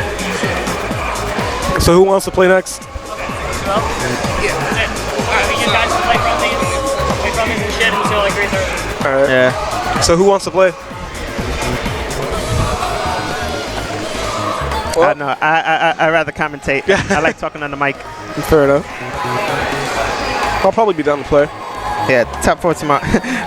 What is wrong with you, Bobert? Simple didn't face Gore yet. Did he face you? Yeah, he did. Oh, fought, I mean, well. Why? What happened? No, Bobert is asking Simba beat Gore. Oh. Come on now. Don't be mean. Don't be mean, Gore. I'm just playing. But nah, Symbols was actually really good. Yeah. Especially with like the double buzz, he was able to like, stop me a little bit. He put up a fight. I think he got like a few rounds on me. Yeah. Gore, Symbol, Trap, and Buster. That's top 4, right? Yeah. Yeah. The fated 4. Sounds great. All right. Well, in that case, I'll probably just like. I mean, we could do friendlies. Like, if worst case scenario, I could go up. We could do friendlies if you want. Well, then okay, then I'll just challenge people or something. Then I'll just like challenge people or something. I do want to go get some food. I'm hungry as fuck. I feel like it's kind of good. Everybody don't want to play. What time do we play tomorrow, do you know? 1:30.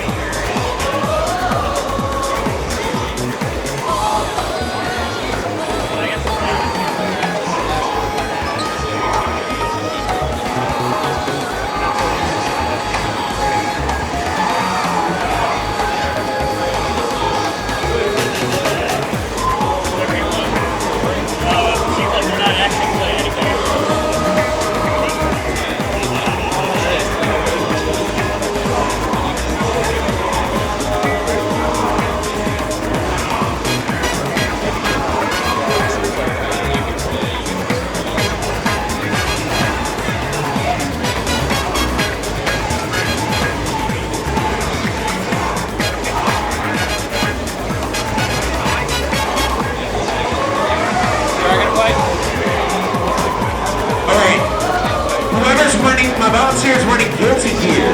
Guilty gear, I need you to come back over to the stations. Okay, the bracket runner for guilty gear, leave your brackets at the station.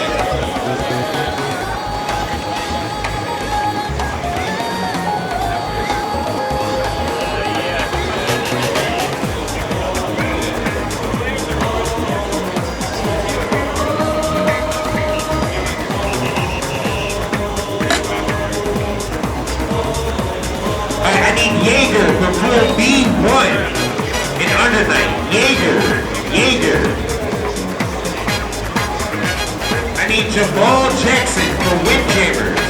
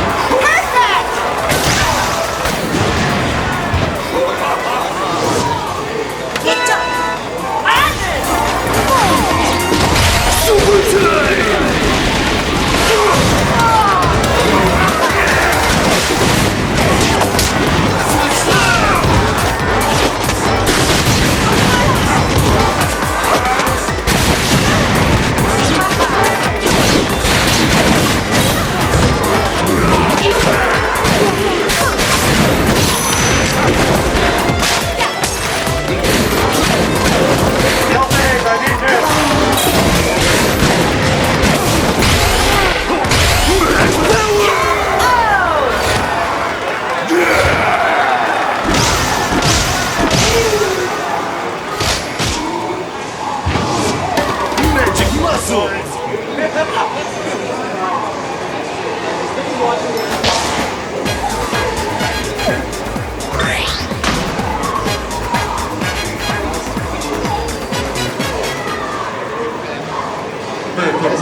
B2. In Undernight, Vic Viper, pool B2. Thank you.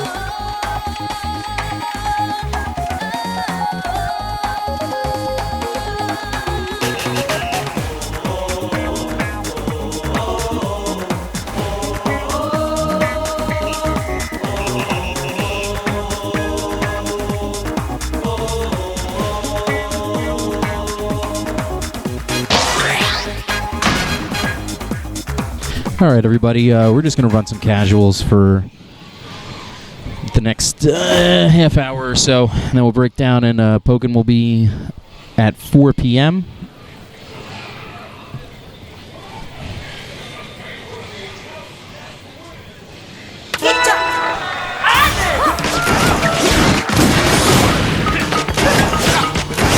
So, any Pokken fans, please tweet out the stream. Let people know that there will be some high-level Pokken. There's at least around 75 players for the tournament, so there should be some high-level Pokken. As I said, don't really get to see it too often. But we are Kombat Network, and it is NEC18 weekend. This is my 16th NEC. I've actually been around since NEC2. I missed one in the meantime. But that's a lot of years to be doing this stuff. Makes me feel old. And you're probably half my age watching it, so.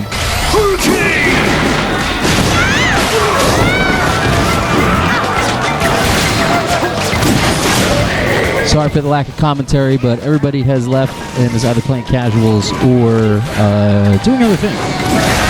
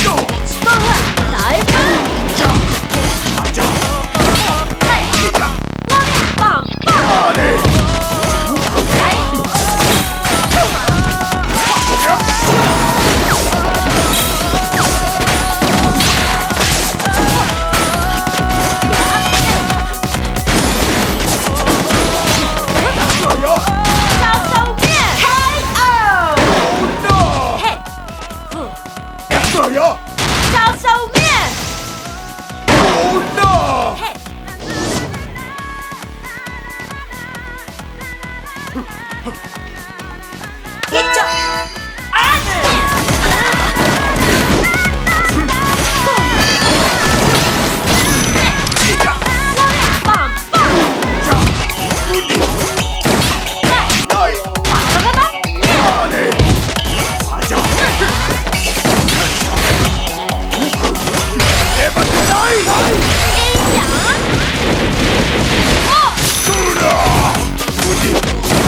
KO! Perfect!